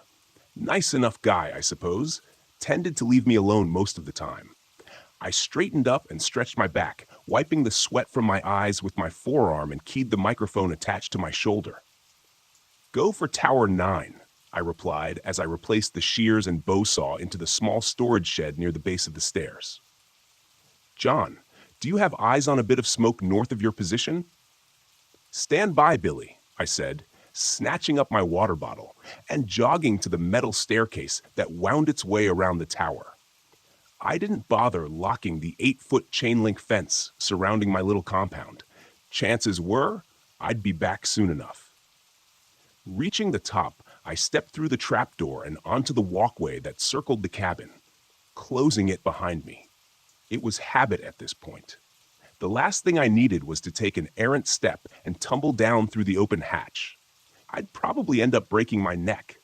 As I passed by, I reached into the open door of the shack and grabbed the binoculars hanging on a nearby hook. Rounding the railed corner of the walkway and turning my attention to the dark green blanket of trees stretching out before me, I saw the smoke almost instantly. A thin trickle of wispy white haze rose lazily above the canopy some distance off. Probably just some campers, I figured, though there weren't any approved campsites in that area. We always had more than a few folks each season who decided that camping off-trail in the deep bush sounded like quite a hoot. Most of them come back just fine, oblivious to the danger that this wilderness presents to anyone not adequately prepared. Some of them have to be brought out by search and rescue. Some of them just don't come back. A ranger or a random hiker might occasionally come across the deserted remains of a campsite and report it in. Those are the spooky ones, the ones where people just vanished and left behind a perfectly set-up campsite. No explanation, no clues, just a deserted clearing, often with perfectly intact tents and personal effects. But there are bears and mountain lions, along with a handful of lesser predators that roam these forests, and sometimes they get hungry enough to stalk and even kill humans. And that doesn't even take into consideration the much more likely scenario: folks stepping out of their tents at night to take a piss and very quickly getting lost. Most humans aren't suited to survival in the wilderness, unfortunately. My radio squawked again. Tower 9, what's the word? Yeah, I see it, Billy. Looks to be a couple of miles due north of my tower. What's your plan? He asked. I knew what he meant. Keep an eye on it and hope for the best, or take a trip over and investigate. After a brief pause, I sighed with resignation. It's probably just a campfire, but I guess I better head over and take a look to be sure. I didn't relish the thought of trekking to that area of wilderness, to be honest. It was the only area I hadn't explored during my time here. There weren't many trails heading in that direction, and the ones that did were badly overgrown and too narrow for the Jeep. A couple of miles hike might not seem like a lot, but when you're out here alone, the dense trees seem to stretch on forever. 2 miles can feel like 100. Roger that, John, Billy replied. Take your pack and your rifle. Check in periodically. Will do. Tower 9 out, I said, replacing the binoculars on their hook and shouldering the red canvas backpack waiting dutifully in the corner chair. I grabbed the rifle from its rack over the doorframe, checked to make sure it was loaded, and headed out. As I locked the gate behind me, I threw my pack in the back of the Jeep and set the rifle beside it. The Jeep wouldn't get me too far before the brush made the trail impassable, but if it saved me even half a mile of hiking, it was well worth it. The sun was still high in the sky. I had plenty of time to get there and back before dusk, as long as I didn't dawdle. I started the engine and turned the wheels toward the unmaintained trail to my right. After only a few moments, the trees and canopy obscured any trace of the watchtower behind me. I was actually able to push the Jeep farther than expected, a pleasant surprise. I was probably a mile along the trail before it bent, and a massive pine lay across the path, much too large to go over. The dense underbrush around me ruled out the possibility of going around. I immediately lamented not bringing the chainsaw. Cutting it up and winching the pieces out of the way wouldn't have been too difficult and would have saved me a ton of trouble. With a quiet curse, I stepped out of the Jeep and grabbed my gear from the back seat. I smiled to myself as a quote from a certain fictional adventure-seeking archaeologist suddenly came to mind. We walk from here. Making sure to mark the location of the Jeep on my handheld GPS, I stepped over the thigh-high tree trunk and continued along the path. According to my earlier estimate, the trail was heading in the direction of the smoke, which was a blessing in my book. The less time I had to spend bushwhacking, the better. The trail continued to narrow, as I expected, and before long, I was brushing branches and leaves with my shoulders as I walked. The trees, which had been alive with the cheering and chirping of animal life near the tower, now seemed muted. The forest around me was growing denser, feeling oddly claustrophobic at times. Billy checked in a few times, and I updated him on my progress, promising to maintain regular contact. He advised me that a weather relay from the ranger station had reported an approaching storm, likely to reach us before nightfall. A quick glance at my watch made me wince.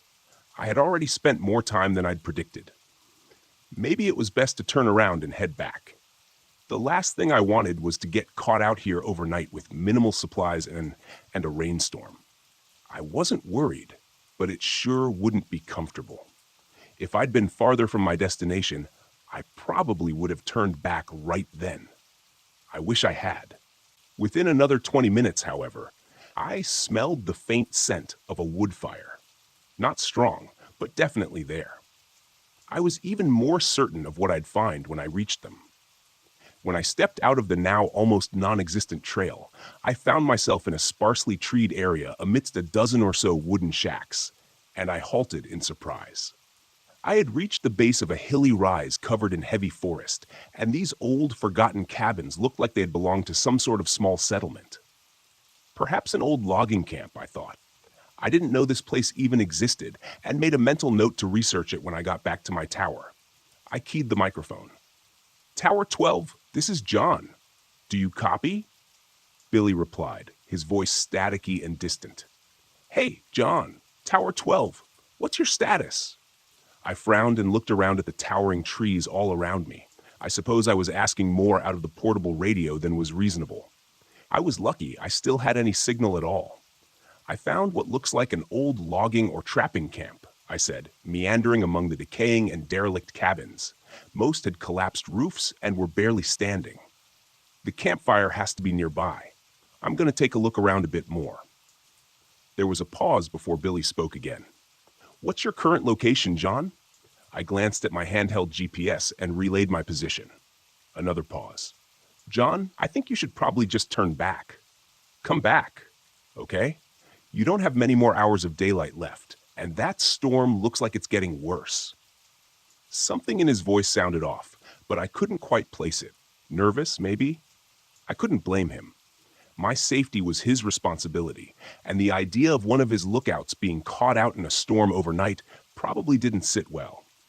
Coincidentally, it didn't sit well with me either. You may be right, Billy, I replied, turning around and casting my eyes over the area. I'll just head. I stopped as my eyes caught sight of a bright yellow nylon tent just beyond the last of the structures. Repeat your last, John. I didn't get that. Stand by.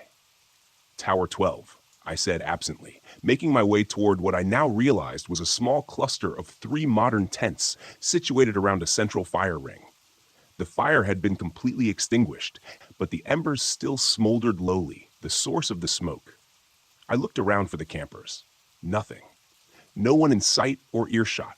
Sleeping bags and electric lanterns were still inside the tents, though I couldn't find any backpacks or supplies. Hello? I called out, turning in a circle. I'm with the Forest Service. Is anyone here? Nothing. Just the muted echo of my own voice. I was about to dump some dirt on the remaining embers of the campfire and call it a day when I noticed the narrow footpath leading toward the slope. In the soft dirt were clearly recent footprints heading away from the camp. I keyed the mic again. Tower 12, this is John. I found the source of the smoke. It's a campfire, all right? Nothing to be concerned about, Billy answered almost immediately. Roger that, John. Head back home. I paused a moment, curiosity pulling me toward the footpath. I'll be heading back shortly, Billy. Just want to check something out first. I wouldn't screw around out there, John, Billy replied, an edge to his voice. Better head back now so you can beat the storm. His last sentence didn't exactly sound like a suggestion. Something had him rattled. I hesitated before answering. Acknowledged, I said, knowing full well I was going to check out the path before heading back. Still, I didn't feel like arguing with my supervisor over something so small. Just a quick walk up that path, then I'd be on my way. This path was even less established than the one I'd been on earlier, but I could clearly see the campers' imprints in the dirt as I went. Before long, I emerged into a small clearing, eyes widening with yet another unexpected discovery. The rough-hewn timber that framed the entryway was set into the near vertical slope of the hillside before me. It created a dark tunnel entrance that had clearly been sealed off with a heavy iron gate many years ago, likely by the Park Service to keep inquisitive hikers from falling to their deaths in an old, abandoned mine shaft. So it had been a mining camp, not a logging one. I didn't know there were any mines near here. Hell, I wasn't even sure what they could have been mining for. Coal? Maybe gold? Did they even have gold mines in Tennessee? Who knows? Certainly not me. Clearly, regardless, now that gate stood wide on its hinges, the remains of a rusted chain and antique padlock lying in the dirt nearby. Hell, I couldn't just turn around and leave. One of these dumbass campers had decided it'd be fun to explore a closed and restricted mine entrance. This is Tower 12. This is John D. Reed. Billy probably wouldn't be happy that I'd continued my exploration after he told me to head back, but there was nothing to do about it now. I wasn't equipped or trained for any sort of cave exploration or rescue. The Rangers had very specialized teams for that sort of thing. But I could at least poke my head inside and see if there were any campers, or hear them, confirm if they went inside. No answer from the radio. I tried again, with the same results. I tried a different approach. Tower 15, this is John from Tower 12. Do you copy? I said into the radio. I figured I might be able to at least get Nathan's attention if I was out of range of Billy. Tower 12. There was a burst of static that sounded like it might have contained the hint of a human voice, but it was too distorted and distant to make anything out. There was only a moment of indecision before I made up my mind.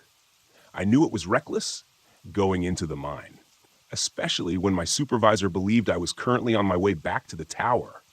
But I had this nagging intuition that something might be wrong with the whole situation. Maybe someone was hurt and needed help. I couldn't just leave them there, knowing that I might be their only chance of rescue. In retrospect, I should have turned back and called it in to the ranger station. They could have mobilized the search and rescue teams that specialized in cave rescues. I should have. But I didn't. I pulled my powerful LED flashlight from my pack, turned it on, and headed into the pitch-black darkness of the mine entrance. The walls and floor had been smoothly carved many years ago, which made my footing uneventful, and the tunnel itself was mostly a straight shot.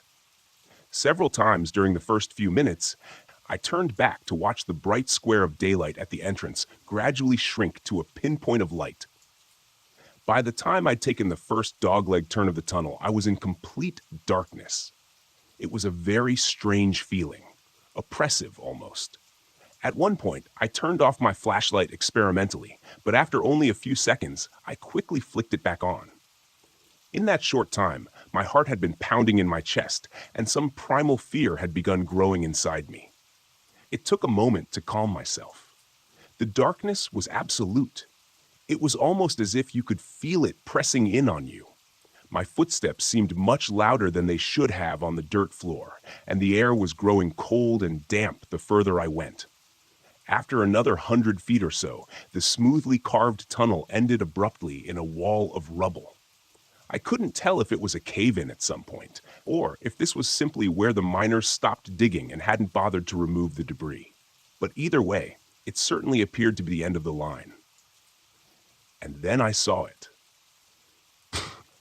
I almost missed it because of the way the light and shadows played over the head-sized rocks strewn before me. But when I looked closer, I realized I was looking at a ragged hole in the wall. It was only 5 feet across or so, and definitely didn't look like the deliberate formation of the tunnel I was standing in now. It almost looked like the miners had broken into a natural void of some sort. Interesting. But there was no way in hell I was going in there.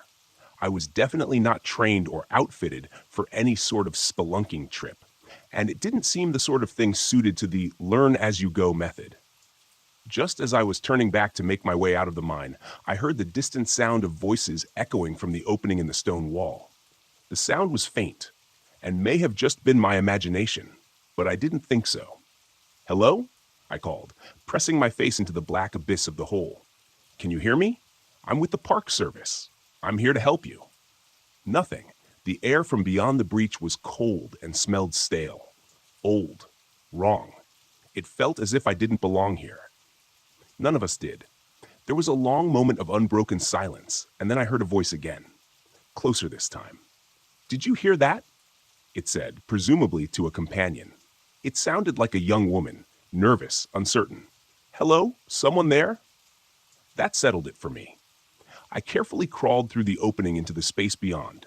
Shining my light around, I found myself in a small natural chamber, maybe 30 feet across, with an uneven ceiling of jagged rock that barely cleared my head. The first thing that caught my attention was the cracked lantern lying on the ground. It looked old. Very old. Maybe 100 years or more. A thick layer of grime and age covered its soot-blackened surface, and the glass was thick and uneven.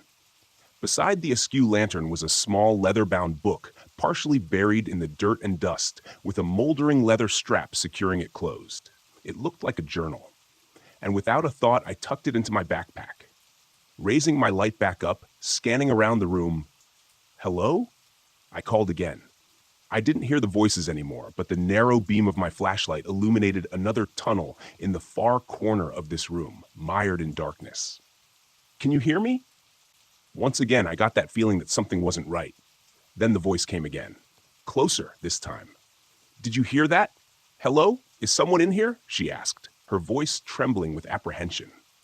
I hesitated, frowning. Something didn't seem right about the voice, but I couldn't put my finger on it. Before I could summon my words to respond, another voice called out. This time, it was clear.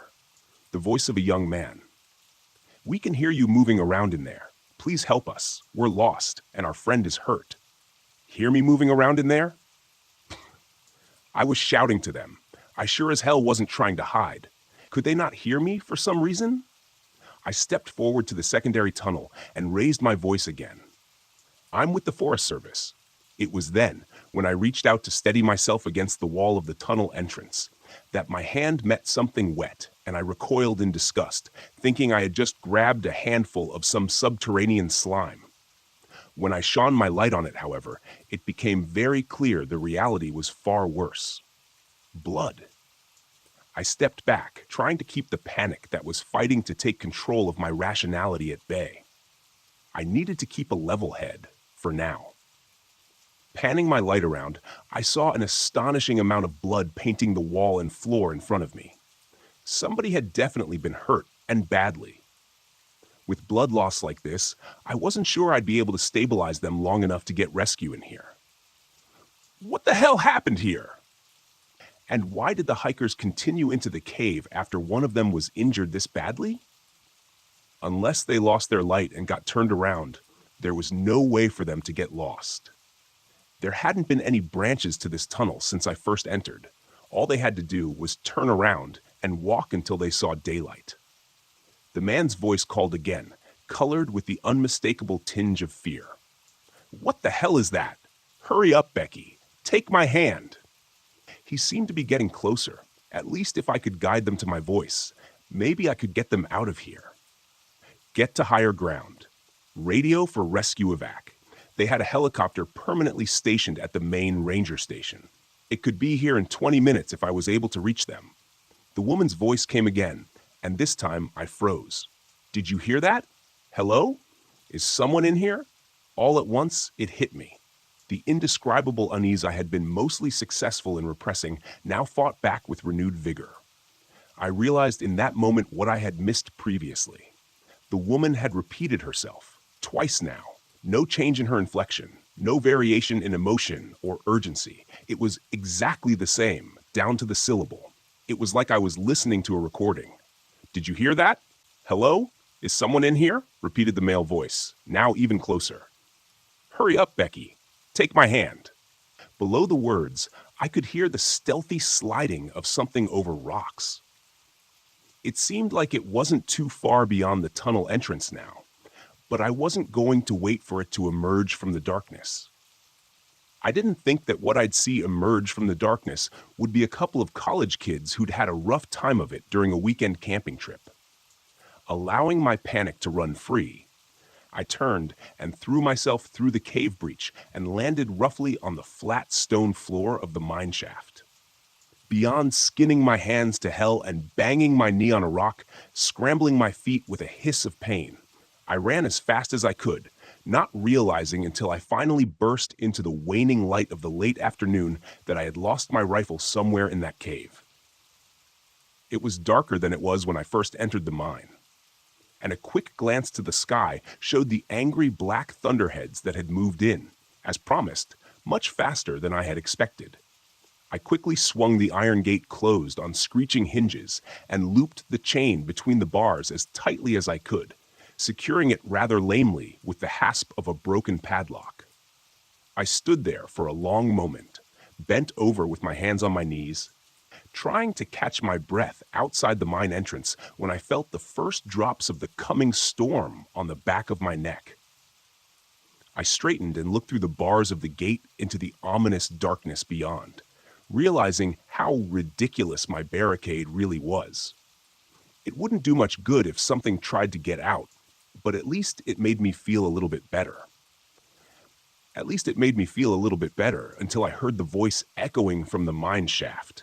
Peh, getting closer. It was unmistakable. Uncanny. Hello, can you hear me? I'm with the Park Service.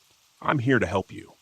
By the time dawn arrived the next morning, I had climbed down from my temporary shelter in the low boughs of the red cedar and tried to work out all the painful kinks from my stiff shoulders and neck. The night had not been kind to me, but I was alive, which is more than my fiercest mind expected after yesterday. The night had been harrowing. There was no better word to describe it. The rain hissed among the trees and stung exposed skin angrily, driven by the banshee wail of the wind rushing through the forest, accentuated by the chaotic flashing of lightning and the heart-stopping crack of thunder. Because of this relentless chaos, it's difficult to say with any certainty. But throughout the night, I thought I heard something large trying to move stealthily in the forest near my shelter. I say, trying, because it felt like whatever stalked through the underbrush was more at home in the unnatural, Stygian gloom of a cave than under the watchful eyes of nature. Of course, it could just as easily have been my imagination. In the first dim light of dawn, as it started to illuminate the sodden and dripping forest, I spent the better part of 20 minutes straining my eyes with every ounce of concentration as I scanned the gray woodlands around me. I was only 10 feet or so above the ground, but there was no way I was going to step foot from my hide until I was absolutely certain that I was alone. Once I was satisfied, I was alone for the moment. I climbed down to the muddy ground. I tried the radio several times through the night and into the morning, but wasn't able to get even a burst of static that might indicate someone trying to respond. A combination of the storm and interference from the trees worked against me.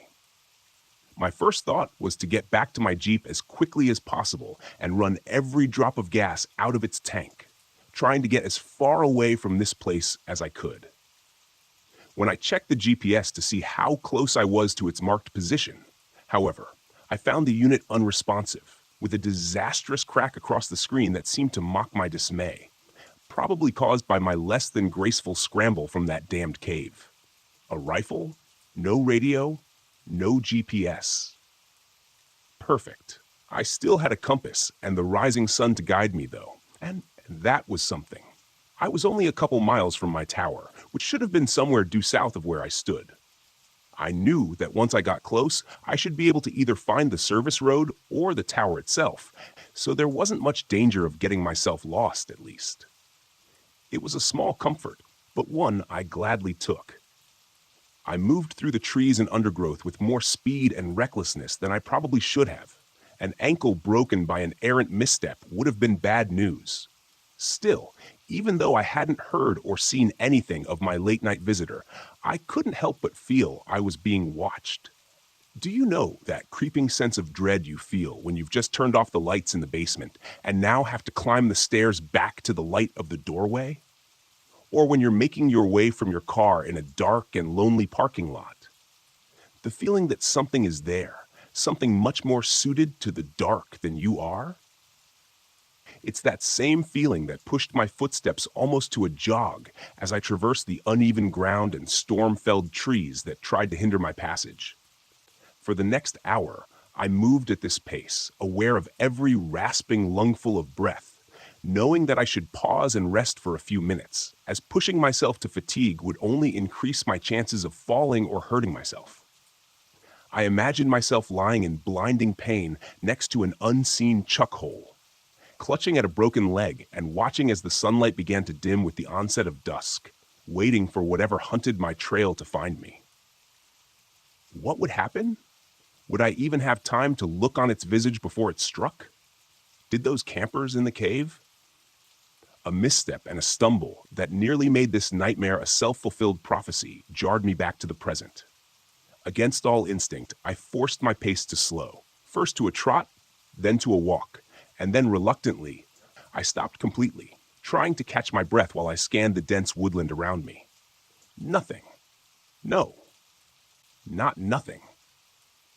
As my heart began to slow and my breathing returned to a more manageable cadence, I turned my gaze back in the direction I had been headed, and an unconscious smile found its way to my lips. The sun had risen high in the morning sky during my flight, and now I caught a flash of its reflection on the windows of my tower, not 200 yards directly ahead of me. I laughed aloud with relief, fully aware that this fear-tinted eruption was closer to the manic cackle of lunacy than anything else. I didn't care, though. My feet started forward on their own, quickly reaching a brisk pace. A few minutes later, I burst out of the trees into the maintained clearing surrounding my tower, feeling the full sunlight on my face for the first time since yesterday. Had it only been a day? It seemed like longer. I was so filled with relief that I didn't even register the fact that the forestry department Jeep sat parked near my fenced-in tower until I started entering the combination into the gate lock. The faded white 12 emblazoned on the corner of the windshield told me that it was Billy's Jeep, which wasn't much of a surprise. I realized after a moment, after not hearing back from him, that I was more surprised I hadn't returned to find an entire search and rescue team making preparations to search for their lost puppy. I punched the 4-digit code into the mechanical combination lock on the gate and stepped through, making sure to close and lock it behind me. I stood there for a moment, staring through the tall chain-link fence at the dense tree line, wondering if something waited just out of sight in the shadows, staring back at me with hungry anticipation. I shook off the sudden chill as best as I could and made my way quickly to the staircase, taking the steps 2 at a time. Billy was going to be pissed at me, I was sure, but that thought was a fleeting one that didn't take purchase. His displeasure was the least of my concerns right now. When I reached the top, I threw open the trapdoor and suddenly found myself looking down the muzzle of a very large rifle. Even in that brief moment of abrupt shock, I could register how the barrel trembled in the hands of its agitated master, and I wondered how close I came to having my life ended in a brief flash of light. The moment only lasted a second or two, and then Billy hastily swung the rifle away in a safe direction. "Damn it, John," he exclaimed, his tone an incongruous mixture of relief and fear. "I almost shot you." I stepped fully through the trap door and let it close behind me. "Jesus, Billy," I breathed, leaning back against the railing. I suddenly felt weary and realized it was likely the adrenaline now rushing through my system that had kept me moving at such a hurried pace throughout the morning. "Where the hell have you been?" he demanded, stepping back inside my shack and taking a chair at the small table in the center of the room. I noted with mild interest that he kept the rifle leaning against the table beside him instead of stowing it in the rack over the door, but decided not to comment on it. Billy Johnson was in his middle years, maybe 45 or so, with a bit of a gut and grayish-brown hair, trimmed clothes. He wore an impressive mustache that reminded me of something an Old West gunslinger might sport. He was dressed in typical attire, khaki Forest Service shirt and brown cargo pants. In addition to the rifle, I had had the unfortunate opportunity to closely examine a moment earlier. I noticed that he wore his .500 Magnum in a holster at his side. That wasn't too unusual. When in the bush, bears and mountain lions can sneak up on you unawares. Having a hand cannon within easy reach goes a long way toward taking the fight out of them if necessary. It was a little unusual for a drive over to another tower, I suppose, but not exceptionally so, given the circumstances. I took the opposite chair, dropping my pack to the floor next to me. I realized my legs were still shaking anxiously and placed my hands on my knees to try to calm them. He was trying to deflect, but he was horrendously bad at it. He knew something. I was sure of it. "You know where I've been," I replied, gambling on instinct. I watched his face closely for a reaction and wasn't disappointed when he winced and turned his focus out the window and over the forest to the north. "I told you to abort and head back to your tower," he stated brusquely. "But you just had to feed that curiosity of yours, didn't you? You're damn lucky to be alive, you know that?" From my chair, I reached under the cupboard to my right and pulled a half-empty bottle of Jameson and a couple of mostly clean glasses. Billy turned his head and raised an inquisitive eyebrow. Alcohol was a no-no up here, but when I poured and handed him one of the glasses, he accepted it without a word. I took a pull from the other. "It's my own damn fault, I suppose," he continued, turning back fully to me. "It's been so long since anyone's even thought of Camp LeClaire that it didn't even click for me when you told me where you saw the campfire." I took another drink and then poured a bit more of the whiskey. "Camp LeClaire," I repeated. "That old mining camp?" "Logging camp, actually," he corrected me. "The mine was there long before the East Atlantic Logging Company set up out there. Nobody knows who dug it. Hell, nobody even knows when it was dug, a long time before the 19th century at least. Camp LeClaire was established in 1872, and the mine was old even before that." He looked at me in earnest for the first time since I'd returned and frowned. "You look like hell, John. Got caught in the storm, I'm guessing. Hell of a storm." I only raised my eyebrows as if to say, "What an understatement." Billy nodded knowingly and took another swallow. "Did you find the campers at least?" I shook my head and turned to look out the window to the north, where I could almost envision the black void of that mine entrance staring back at me. "No," I said softly. "I tracked them to the mine but lost them in the cave." I jumped when Billy's glass hit the floor, and he was out of his chair before I even realized it. Billy hadn't moved from his seat, but now both hands were splayed on the table before him as if to steady himself. His pale blue eyes were wide and fixed on me. "You went into the cave?" he said, a sudden and horrifying realization dawning on him. It was then I realized my mistake. He hadn't known. He thought I had just discovered the camp and the mine, and then got caught in the storm overnight. A close call, but nothing that couldn't be undone. "Yeah," I replied, nodding slowly, deliberately. "Yeah, I went into that cave looking for the campers. The gate had been cracked open already. I'm not sure by whom or when." I leaned forward in my chair and stared hard at him. "Billy, there's something in there. I think it got those campers. I think it followed me out." Billy Johnson's face had gone white then, and I thought for a moment he might pass out. He scooped his glass up from the floor with numb fingers and poured himself another splash of whiskey, downing it in one gulp. When he spoke again, it sounded far away and distant. "Utami," he muttered. "That's what the Chickasaw called it, and they were here long before we ever were. Blur is what the white man called it, among other names, Kuatami." He nodded. "False brother, lying man, something like that. Hell, I don't know. What do I look like, a translator?" "It means bad," he continued. "No matter what language you speak, it means something's out there that isn't supposed to be, something that was locked away a long time ago and forgotten." It was then that he stood and grabbed his rifle, as if suddenly remembering something.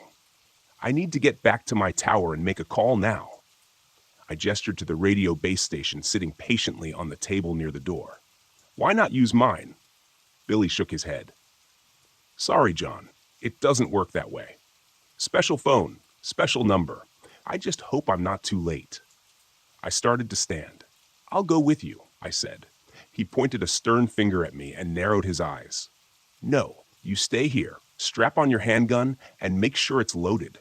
His voice was calm, almost cold, and didn't leave much room for debate. Still, I had no desire to stay alone with whatever this angler thing was roaming around out here. "Billy, I can go with you. I can help."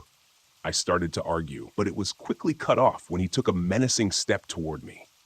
And I realized quickly how much I'd underestimated him because of his normally easy manner. "You will stay in your goddamn tower, and you will follow orders," he roared. I took an unconscious step back and reclaimed my seat, only managing a shaking nod in agreement. He took a trembling breath, pointed at the radio, and said in a slightly less terrifying tone, "And keep that thing on. As soon as I'm back at my tower, I'll radio you with updates." A moment later, he was gone, and the trapdoor slammed shut behind him. I stood and retrieved the Pelican case from under my cot. Inside was the same model of .500 Magnum revolver that Billy had been wearing, heavy and cold in my hands. I loaded it and belted it on the leather holster, feeling the reassuring weight tugging at my waist. "John?" I heard Billy call from below. I went outside to the walkway, leaning over the railing. He was standing beside his Jeep, 50 feet below, shielding his eyes from the bright sunlight as he looked up at me. "Make sure to keep everything locked. I'll come back for you," he shouted. I raised a hand to him and slid the latch shut on the trapdoor with my toe. I turned back into my shack as I heard Billy's Jeep fire up, and a moment later, it drove off down the rough service road toward his tower. I glanced back to the north, to the place where I had first seen the campfire smoke rising the day before, and suppressed a shudder. I was alone again, safe in my tower and armed, but alone. Abruptly, like an unexpected wave of nausea, the feeling that I was being watched washed over me with a chill, making the hairs on the back of my neck stand on end. I looked back over my shoulder to where Billy had been only a minute before, but saw only the rough service road and dense, impenetrable tree line beyond. That's probably just my imagination, but the feeling didn't diminish, and with every passing breath, I was more and more certain that there was something nearby, just out of sight, standing stone still in the gray-green foliage, waiting. I stood there a long moment, eyes straining for any hint of movement or alien shape among the shadows. But if there was, my human eyes weren't sharp enough to pick it out. I stepped back through the open doorway of my shack and dropped down into the chair again, my eyes catching the bottle of whiskey before me. I was tempted to pour another drink to help settle my nerves, but I could already feel the tickle of a buzz at the edges of my mind from what I'd already drunk, and quickly decided that was the last thing I needed for my reflexes and awareness to be dulled right now. I'd made more than one poor decision in the last 24 hours, and I didn't think adding another to the pile was such a great idea. Grabbing the bottle, I screwed the cap back on and reached to return it to the sparse cover to my right. As I did so, my boot caught my pack, knocking it over. Without a thought, I reached down to move it out of the way, and then remembered the old weather journal tucked inside the front pocket, the one I'd found in the cave. I reached into the unzipped front pocket. For a frustratingly alarming moment, my searching hand couldn't feel anything in the compartment, and I feared that I'd lost it in my chaotic escape. But then my fingers brushed the familiar shape, and I withdrew it, setting it in front of me on the table. I could see the book much more clearly now in the daylight. It wasn't overly large. A little larger than my hand, and maybe the thickness of my thumb. There were no markings on the front except for a simple, grimy brass loop that secured the leather strap holding it closed. I wasn't sure I wanted to see what was inside, but I needed some answers. Anything. A stray sound from the trees below rose to my ears, and I froze, listening intently for more, but none came. The forest around me was silent again, and I turned my attention back to the journal, pulling the strap free from the cover and turning to the front page. "From the pocket of Andrew Robinson," it said. The writing was neat and compact and distinctly male. The ink was a rich black, scrawled upon brittle yellow pages, and though faded with the years, was still mostly legible. I turned to the next page, where the entries began. I felt as though I had dropped into his account midway, as though this was just the latest in a series of journals that Andrew Robinson had been keeping. 23rd July, 1891. After nearly a week of hard overland trekking, we reached the abandoned camp late this afternoon, exactly where the old trapper said we would. Sequoia Arpani, tracker, has once again astonished me with his overland navigation skills. I must admit I was skeptical at the Yar in the old tavern, spun the crowded confines of the common house in Dun Creek, especially after I smelled the liquor on his breath. But the professor never gathered a moment.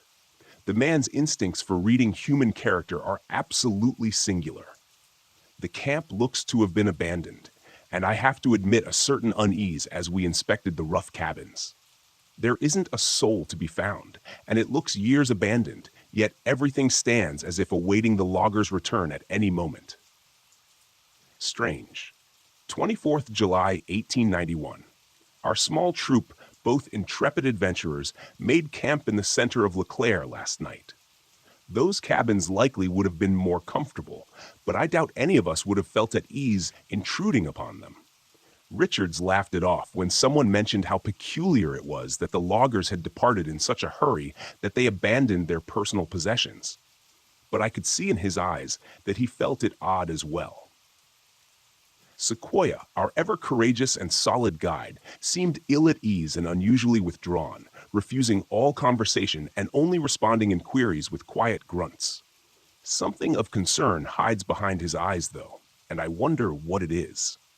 Only the professor seems unmoved by the unusually still atmosphere of this place, and his typical infectious positivity keeps working at our unease, keeping it from expanding beyond its current state. Today, we spent much of the day exploring the area surrounding Camp LeClaire, and the sunlight was nearly spent when Dobson burst back into camp with news of his discovery.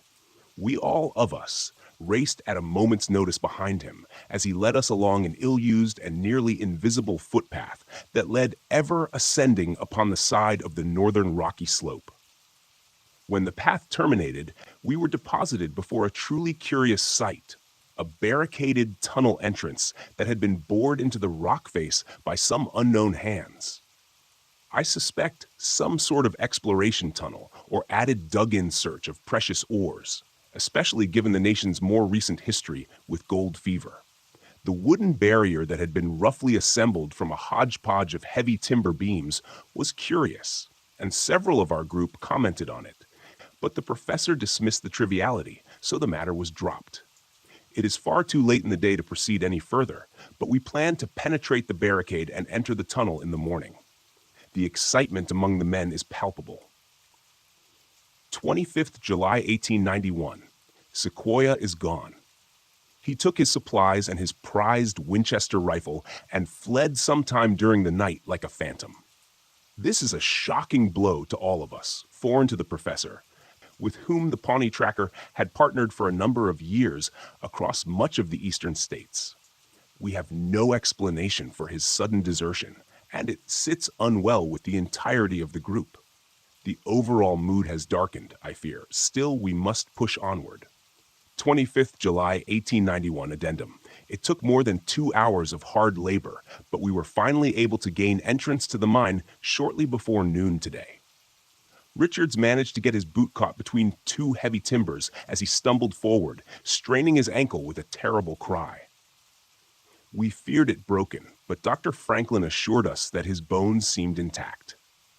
Regardless, Richards was taken back to the camp, where he will convalesce while the rest of us make our entry. His part in our exploration has come to an end for now. We made our way in a single file through the added tunnel for some way before reaching its carved end. The light from our oil lanterns providing regrettably inadequate illumination over the rocky surroundings. When we reached the terminus of the mine tunnel, our hearts sank for a moment before the professor gave an exclamation of discovery and suddenly disappeared through a nearly hidden rift in the wall, surrounded by jagged rocks. We eagerly followed him through, careful of our footing as we went, and found ourselves in what I can only assume to be an accidental breach by the miners into a natural cave system. The air was chill and unmoving, but our excitement over this discovery laid any concerns or discomfort this may have caused. The professor directed us to set up a secondary camp in this new chamber, which we'll use as a staging point for further exploration. So, we spent the rest of the day bringing supplies for our main camp and constructing a smaller version in this moderately sized chamber. By the time we completed this endeavor, the efforts of the day precluded the start of the exploration until the group has had the opportunity to rest and replenish their energy. I feel I will sleep well tonight despite the anxious excitement buzzing around my mind. 26th July, 1891. Another shock. When we woke this morning, O'Connor is gone. The Irishman, who has ever been reliable and constant as the North Star, was assigned first watch last night. There is no trace of him, and no indication that he took any provisions or even his personal rucksack with him. I fear his natural inquisitiveness may have gotten the best of him and led him to explore the deeper caverns beyond our ad hoc base camp, for his lantern is the sole item that has gone missing with his person. The professor immediately rallied the rest of our small group, 7 in all now, and mounted a search for our lost companion. I tried to caution him against rushing into action, but he was not to be deterred. To my dismay, I was the sole man ordered to remain here at camp, whilst my companions took up their supplies and launched deeper into the cave system in the event young O'Connor returned in their absence. I was understandably disappointed, but grasped the logic of it well enough. I would loathe to think of O'Connor returning only to find us all gone, and then losing himself again, trying to find us. I shall endeavor to rest a bit. With luck, my companions will return before long with our lost compatriot. 27th July 1891. I am at my wit's end, and I'm unsure how to proceed. It has been more than a day since the professor led the rest of the men in search of poor O'Connor, and I have felt their absence as keenly as I am aware of my own solitude in this cave. I've seen nothing of our missing companion or the party that delved deeper into the system yesterday morning, and I know their lanterns did not have sufficient fuel to carry them for this long without other means of illumination to guide their return. I fear they are hopelessly lost. I myself had to return to Leclerc for more lantern oil for my waning light. I must admit, with no little embarrassment and some reluctance, to my return to this dark place, which no longer carries any of its former adventurous excitement or fascination. It is now nothing more than a doorway into the deep places below the earth, where men were never intended to tread. But the growing apprehension is not the worst of it. The sounds, by heaven's grace, the sounds. I first became aware of them last night as I did my lantern and tried to set myself to sleep. At first, it was only an indistinct and muted echo, which may have been interpreted as nothing more than the distant whistle of wind or other natural sound distorted by the unique acoustics of this place. Then I heard the distinct tonal qualities that could only be a man's voice. I instantly rose and took my lantern, raising the flame and rushing to the entrance of the cave that swallowed my companions. There I stood, listening with such keen focus that I felt beads of sweat upon my brow. I would swear upon a holy book that it was the distant call of the professor himself, and I eagerly called back with as much fervor as I could summon, hoping desperately to guide them back to me. However, the instant I called out, the voices vanished, and I was met only with the suffocating silence of an open tomb. There I stood, straight as a sentinel, praying for a response from my friends. After several minutes of absolute silence, my thoughts began turning to dark things. I became painfully aware that anything beyond the weak cast of my lantern would be utterly invisible to me. But I, on the other hand, would be lighted as a beacon to it. I pushed these thoughts from my mind as forcefully as I could, inwardly chastising myself for seeing ghouls where none existed. I was about to call out again to my lost companions when I heard it. The voice came again, echoing from the claustrophobic abyss that lay before me, mired in the blackest darkness one could imagine. It was still some distance away, I estimated, but I was certain it seemed closer now. When the third time I heard it, I was just barely able to make out the words, but it was enough to be sure. My own words echoed back at me from the depths of that damned cave, and in my own voice, I staggered and nearly dropped the lantern. At that moment, could the legends be true? The professor always seemed to believe them, though I must admit I attributed his faith to the unwavering certainty he held in those things lost to antiquity. He'd always maintained that a legend, especially one whispered by so many indigenous people without mutual contact, must have some root in truth. But that line of reasoning is antithetical to modern civility, and I must reject it and focus on the more probable explanation that my already stressed nerves were turning my fears against me. The voices must be those of my companions, lost in the dark, but near enough to hear their calls. They must be. I'm not certain what lies next, but I know that I cannot abandon my companions, my friends. to wander the darkness until they fall from exhaustion or dehydration, not while I might yet help them. I will leave this written account at the entrance to the cave. This lantern is nearly spent, but I have another with a full vessel that'll take its stead. If I do not return, at least someone may know of our passing here. May God be with us all. I closed the journal with a trembling hand, momentarily lost in what I just read. How is it possible? The journal was more than 130 years old. No animal alive then could be what pursued me now. What if it's not an animal? The sudden burst of static from Billy's call that simultaneously erupted from my radio base station and the portable handset clipped to my shoulder made me jump and drop the journal to the floor, heart pounding. I cursed under my breath and keyed the microphone. "Go for Tower 9, I answered, my voice tight as I spoke. My eyes drifted out across the sky to the east, where darkening thunderheads had been unknowingly gathering and marching slowly in my direction. I shook my head. Icing on the cake, I thought. "John, what's your position?" asked Billy, the self-assured authority that filled his tone now strangely absent, replaced with something else: fear. I frowned a moment at the question before answering. "What do you think, Billy? I'm in my tower, just like you told me." A strange pause before he spoke again. "John, this isn't some sort of joke, right? You're not outside my tower?" I was growing more agitated by the moment. What sort of question was that? I had no Jeep. There was no way I could have made it to his tower in such a short amount of time, even if I'd wanted to. "No, Billy," I answered with more force than I intended. "I'm not outside your tower." I stopped mid-sentence, a horrified realization sweeping over me. In that moment, I tried to speak, but my mouth had gone dry. "Billy," it was all I could muster. The radio was silent as my eyes slowly drifted to the west, where I could just make out the small, lonely shape of Tower 12. Barely visible over the darkening blanket of green. Was that a gunshot? Another night, another goddamn night stuck in this window-lined prism. At least I have a good view, so I guess that's something. The storm raged all night again last night, and only let up just before dawn. At one point, the winds were gusting hard enough to rock the tower, which was a bit disconcerting, to say the least. As I stand out on the wet catwalk around my shack, I see that the clouds haven't let us go just yet, and look every bit as pissed off as they did yesterday afternoon. It seems like the last dry season has come to an end, which is good since I've been slacking a bit on my fire-watching duties over the last couple of days. Gallows humor, right?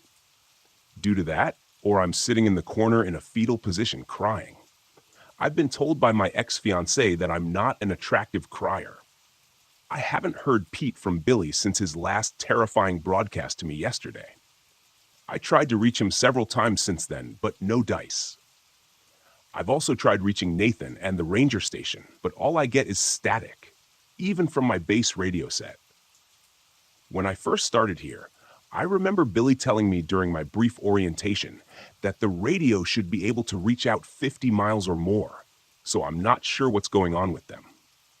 Update: I just took a quick look at the base station and found that the cable leading up to the antenna on the roof of the shack is now just a dangly thing swaying in the breeze. The storm must have decided it needed the antenna more than I did, because it's gone. I can see where the screws were torn out of the wooden mast, and before you say anything about whatever this thing is that's been stalking around and deciding to sabotage my radio, I should probably tell you that the wooden antenna mast looks like it's been around for a long time. The wood was probably dry rotted to begin with, and now that it's soaked, it's crumbled away into little wet brown bits as soon as I probed it with my fingers. Speaking of whatever this Kwatami or angler thing is, and I'm just going to call it a mimic, I think I haven't heard anything weird since yesterday. I'm assuming it's still over there somewhere, but I don't think it's nearby.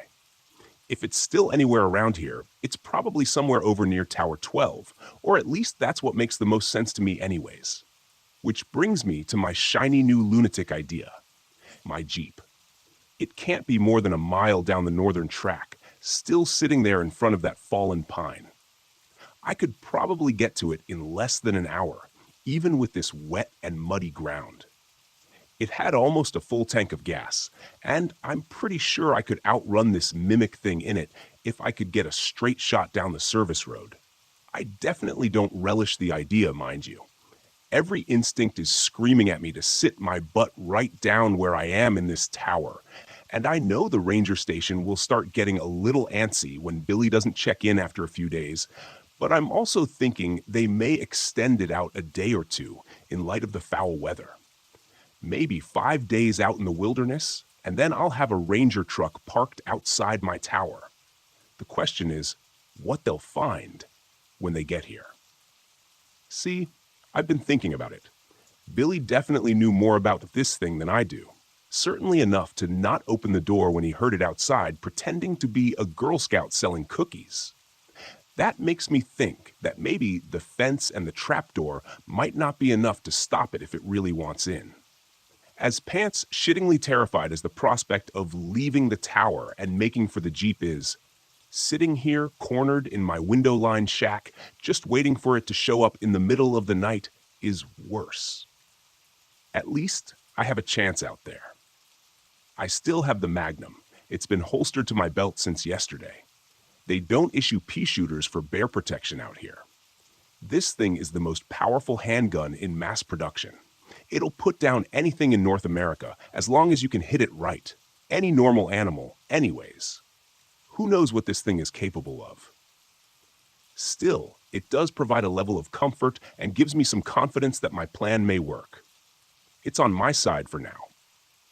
I'm going to try to eat a granola bar to put something in my churning stomach and try to build a little energy. I don't think I've eaten anything since yesterday. After that, I'm grabbing my pack and heading out. Wish me luck. I left my tower shortly after 10 a.m., and let me tell you, those were some of the most difficult first steps I've ever taken in my life.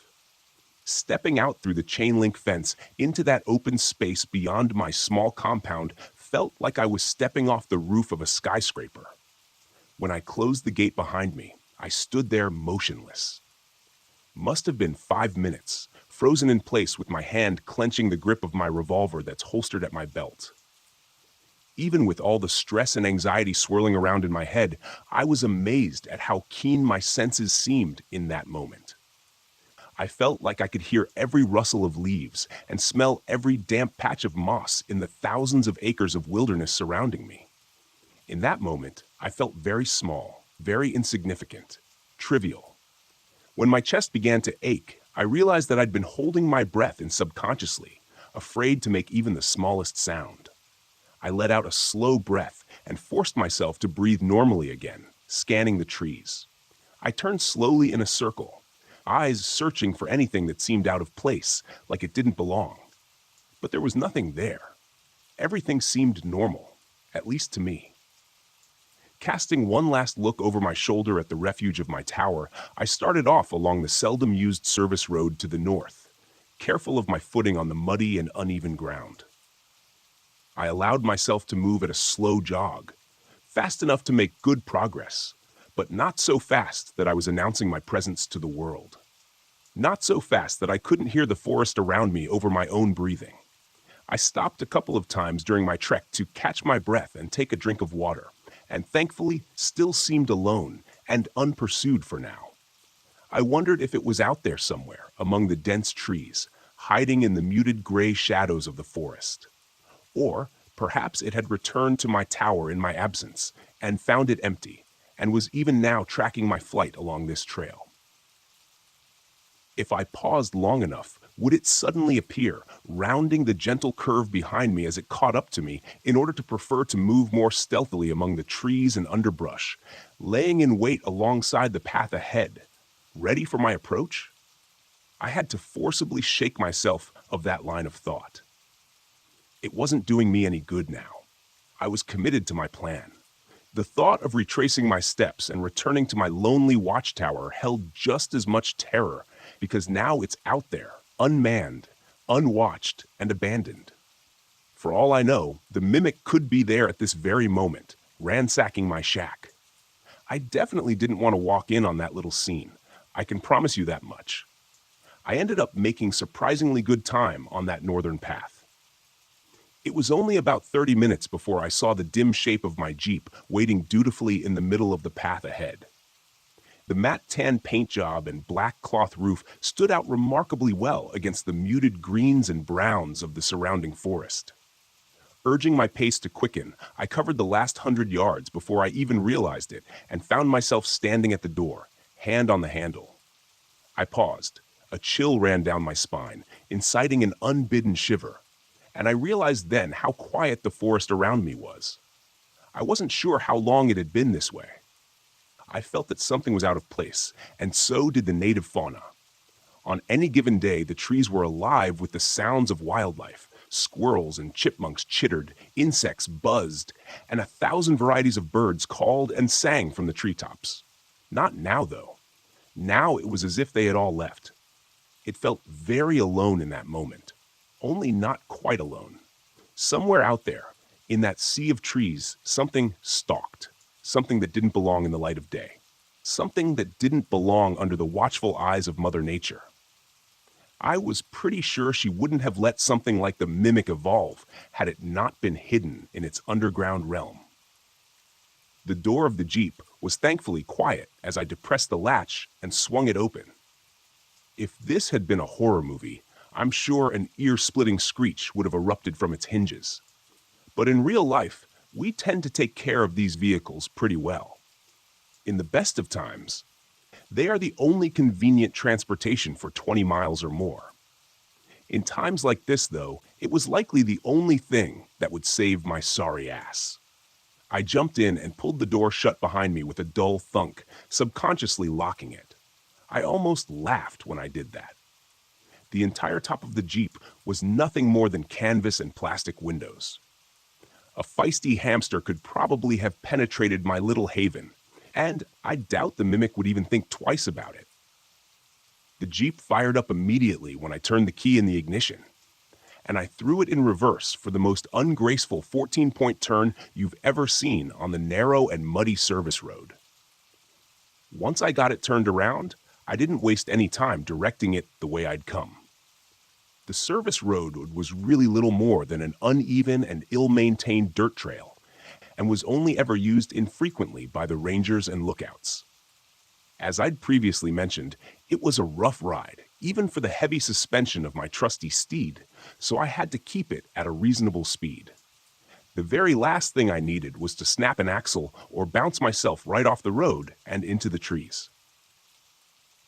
Considering the condition of the trail, with the fact that it constantly wound and curved as it progressed, it meant that even my best speed wasn't much faster than I could run on foot.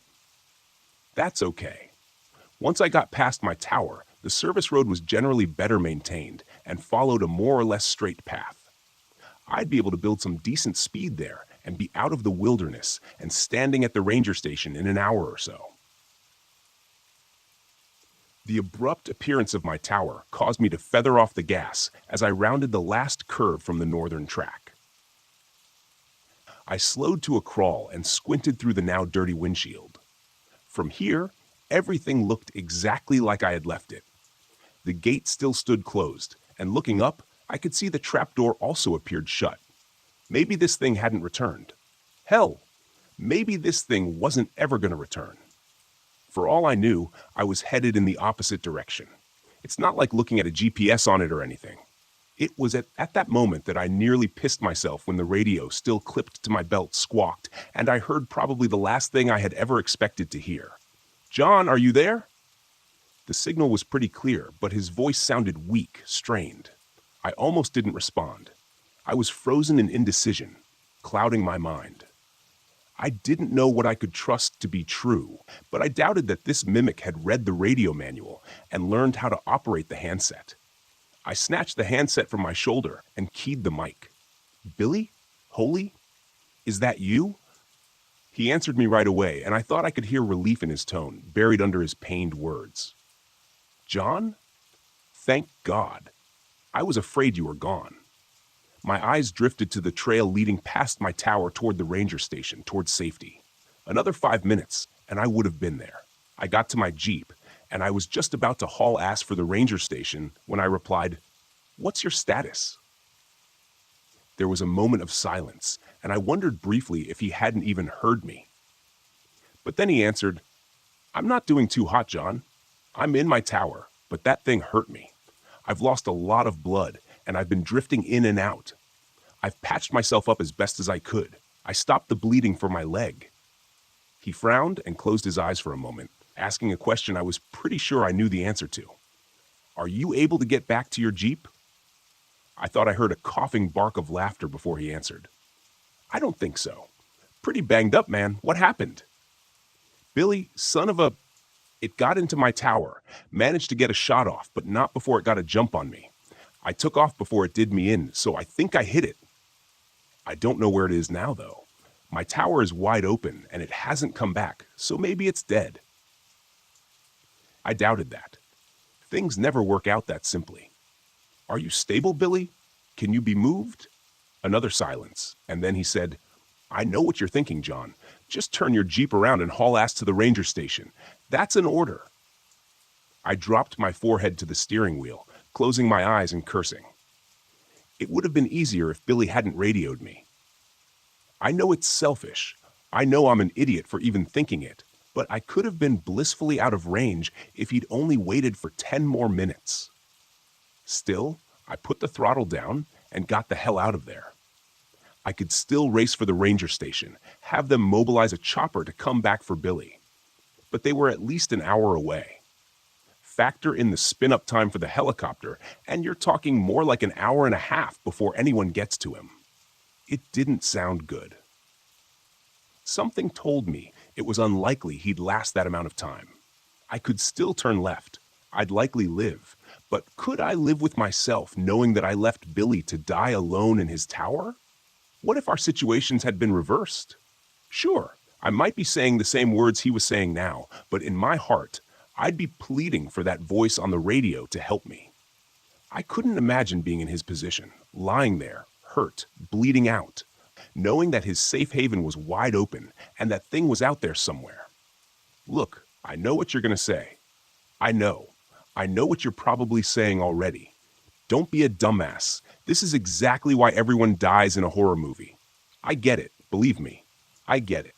But this wasn't a movie. My friend was lying there, dying in his shack. If I could get to him and get him into the Jeep, we could both get out of there, leaving this twisted nightmare behind us. Billy, I'm headed your way. Get ready, because we're going to wrestle you down the stairs and into my Jeep as quickly as we can, I said, cranking the wheel to the right and taking the western trail with more speed than I should have. John, I gave you an order. Get out of here now. Despite the situation, I managed to start a grin as my rig bucked and bounced over the uneven trail. Billy, I'd like to take this opportunity to officially tender my resignation from the Fire Watch. Now shut your mouth and conserve your strength. I'll be there in 15 minutes. 15 minutes. Trying to be a pretty good guess, and before long, I skidded to a halt outside Tower 12, next to Billy's ride.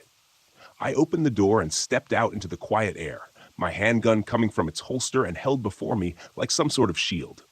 I took a quick moment to let my eyes roam over the surrounding woodlands for any sign of movement, before quickly jogging around my Jeep and toward the compound's entrance. I passed through an open doorway, taking note of the heavy chain-link gate that was lying twisted 15 feet inside the fence.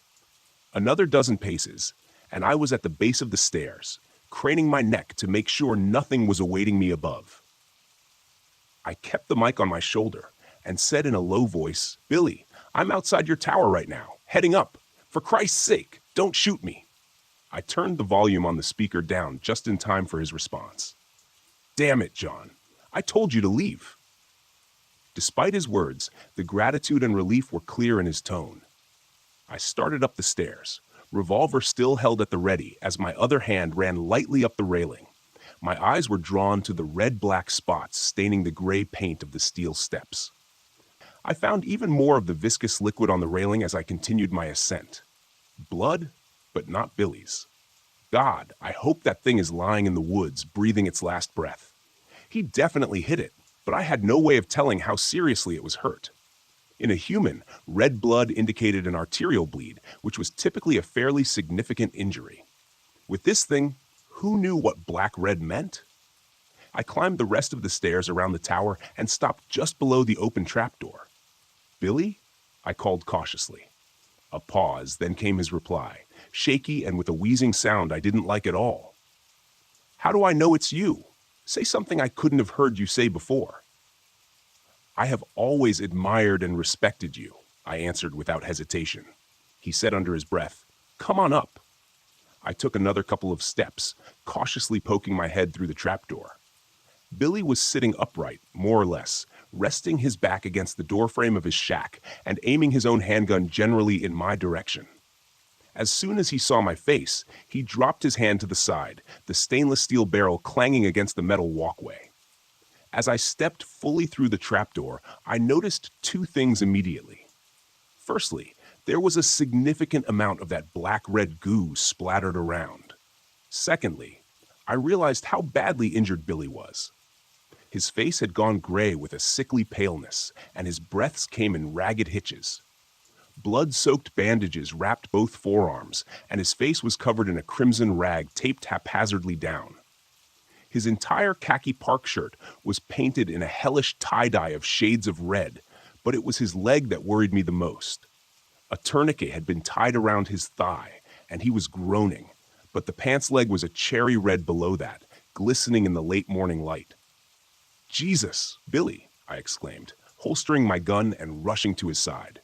He waved me off, saying, "All beside me. I know it looks bad. Save it for later. Let's get out of here before that thing decides to come back for another round." I nodded and stood again, taking a quick glance past him into his shack. A twin of my own tower, normally Billy's looked like a war zone now.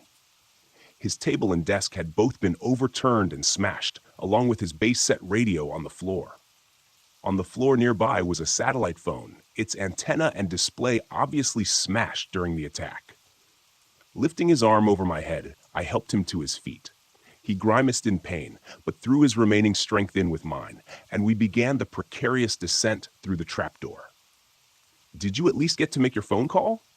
I asked him as we took the steps carefully and agonizingly slow. He shook his head. "Got here just as I was getting ready to. Excusing your voice, telling me that you were from the Park Service and you were here to help." He looked at me with a shaking astonishment. "Sounded just like you, John." I looked over the catwalk, railing down at it. He winced again as we stumbled on a step. "Almost there, John," he continued. "Well, yeah, I've never seen anything like it." I shook my head as we reached the bottom step and moved onto the rain-soaked ground. I grunted with exertion. "Save it, Billy. We've got a long ride ahead of us. Plenty of time for that later." He just nodded as I maneuvered him and ran to the passenger side of the Jeep and helped him climb in. Once he was in, I hurried back around to the driver's side door, got in, started the engine, and pulled the door closed behind me.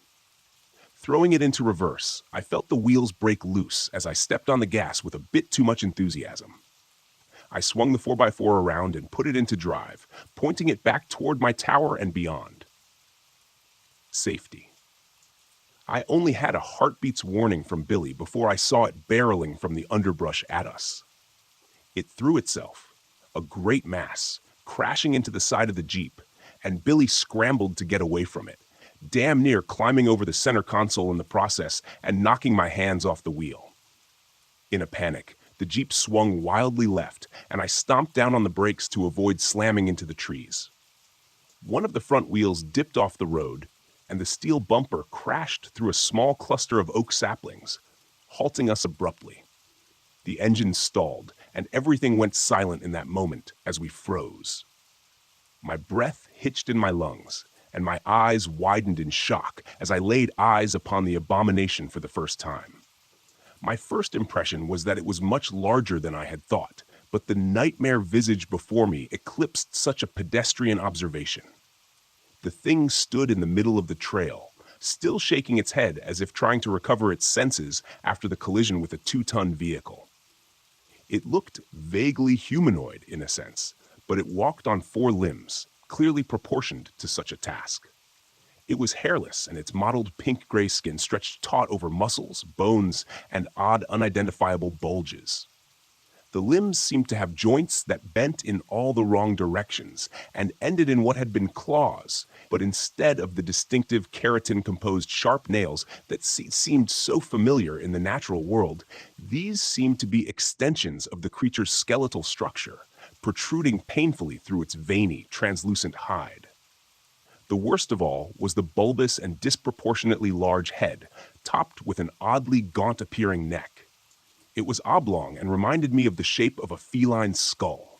Its mouth seemed a jagged tear across its face, with ill-fitting and chaotically positioned teeth that didn't seem to allow the mouth to close properly.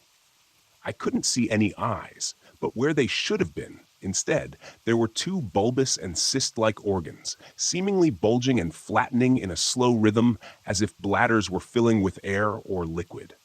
I reeled back in revulsion as it turned its sightless head in our direction, searchingly. Flaps of skin on either side of its malformed snout opened slowly, like some obscene blossom composed of milky gray bat wings, and I had the sense that it was using them to try to somehow locate us. It was then I saw where Billy's shot had struck the creature in the face. One of the snout flaps was nearly completely severed, hanging limply in contrast to its sibling. A gouge furrowed by the bullet's travel creased along the right side of the thing's head, piercing and ravaging the bulbous organ on that side and leaving it a deflated sac.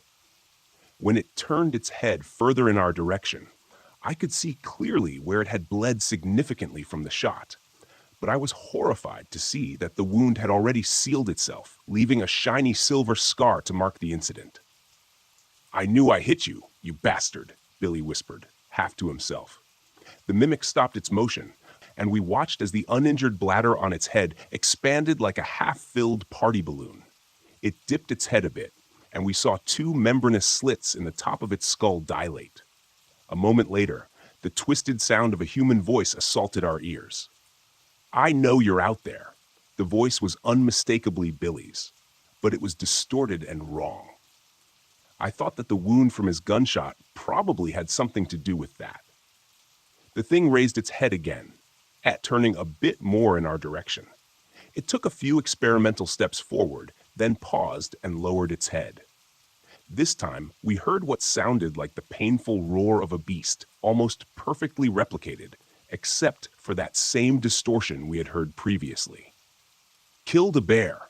I held my breath as we watched it again raise its head and take a few more contemplative steps in our direction, slowly swinging its grotesque snout back and forth. I could see how the flaps of skin that were flared open, where its nose should have been twitched minutely back and forth, and I felt like it was using them to listen for us. "Knows we're here somewhere, but he can't see us," whispered Billy, leaning close. "But if it gets close enough, I'm thinking we're done for." I looked over at Billy and realized that there was no way he'd be able to make a run for it in his condition. From the look of the thing growing ever closer to where we cowered in our Jeep, I thought it was likely we didn't have much time before it got close enough to hear our breathing, our heartbeats, or whatever, even inside the 4x4, and when that happened, I knew what would come next. Billy closed his eyes for a moment and turned to me. There was something in his eyes then, sort of acceptance. So he didn't like it one bit. "Get ready with the cannon," he whispered. "Only gonna get one chance at this." "What are you talking about?" I asked. A moment later, I had my answer. Billy took a deep breath and mustered every bit of strength to fling the door open and stagger out of the Jeep. "I'm right here," he shouted, limping weakly across the road from the Jeep. The mimic whipped its head in his direction instantly, but tilted its head to the side, seemingly momentarily puzzled at this unexpected turn of events. Billy held his own magnum in his hand, but it was too weak to raise it towards the beast. Still, he pulled the trigger, and a resounding boom seemed to shake the air. The mimic flinched at the defining sound of the gunshot, the flap of membrane at its snout snapping shut protectively. But its stunned hesitation didn't last very long. In an instant, faster than I would have thought possible, it launched itself on powerful limbs at Billy, knocking him to the ground and tearing at him with teeth and claws. I heard my friend screaming, then a horrible, soul-rending sound that I'll never forget as long as I live. But now was my chance, and I took it. I swung the door open and stepped out of the Jeep, my gun coming free of its holster in the same moment. The creature was preoccupied with what was left of Billy, but as soon as I brought the gun up and thumbed back the hammer, its head swung around at me. It crouched like a compressed spring, preparing to launch, but I was quicker. The report of the gunshot was incredible, and the recoil from the powerful round rocked my wrist back painfully. The beast staggered, and I saw a burst of blood and tissue explode from a wound where its shoulder met its neck. It howled an otherworldly cry, sounding like a bedlam mixture of man and beast. But though the wound seemed terrible, it tried once again to throw itself at me. I was set on my course, though, and took step after step toward the creature, pulling the trigger again and again until the gun ran dry. All I was left with was the clicking of the hammer and a high-pitched ringing in my ears. The acrid smell of gunpowder stung my nose, and by the time I finally stopped, I found myself within only a few feet of the horrific thing. 6 blackened holes stippled the neck and torso of the creature where the bullets had entered, and I knew that the destruction of their exits on the opposite side would be far worse. The mimic lay sprawled across the ruined body of Billy Johnson, its weight crushing whatever had been left of my friend. Black-red blood spread out from beneath the thing's bulk like an oil spill across a smooth floor. I noted with some muted surprise that the creature still twitched and slowly flexed its powerful muscles, and a wheezing sound was quietly emanating from the slits on the top of its skull. I holstered my empty handgun and scanned around the ground for what I knew was there. A moment later, I spotted it. Billy's own magnum, lying half buried in the muck where it had been torn from its grip under the weight of the monster. I snatched it up and shook it clear of most of the mud and grass. Opening the cylinder, I saw that only one unfired round remained. That was enough, though. I approached the horror before me without apprehension or pause, my eyes focused on this thing that had caused so much pain and terror. I thumbed the hammer back and placed the muzzle against the mimic's head, which still convulsed with some small remaining life. I didn't know if it would be able to heal from the wounds I had already inflicted. Logic told me it was unlikely, but the silvery scar I'd seen from Billy's previous encounter caused me to question everything I thought was possible. I felt the tremors from the creature vibrate through the gun as the barrel rested against its skull, right between where its eyes should have been. I tensed my finger on the cold steel of the trigger, and the crack of the gunshot echoed throughout the forest. It was done. But even as I walked back numbly to the Jeep and restarted the engine, I wondered if that was true. I thought back to the journal I'd read, written more than 130 years before, and how it alluded to the tales of this creature going back long before then.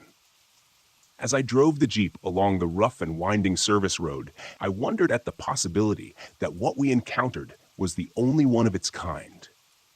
That the same beast had somehow terrorized cultures separated from each other by great time and distance, spawning the legends that the author of the journal and his companions pursued.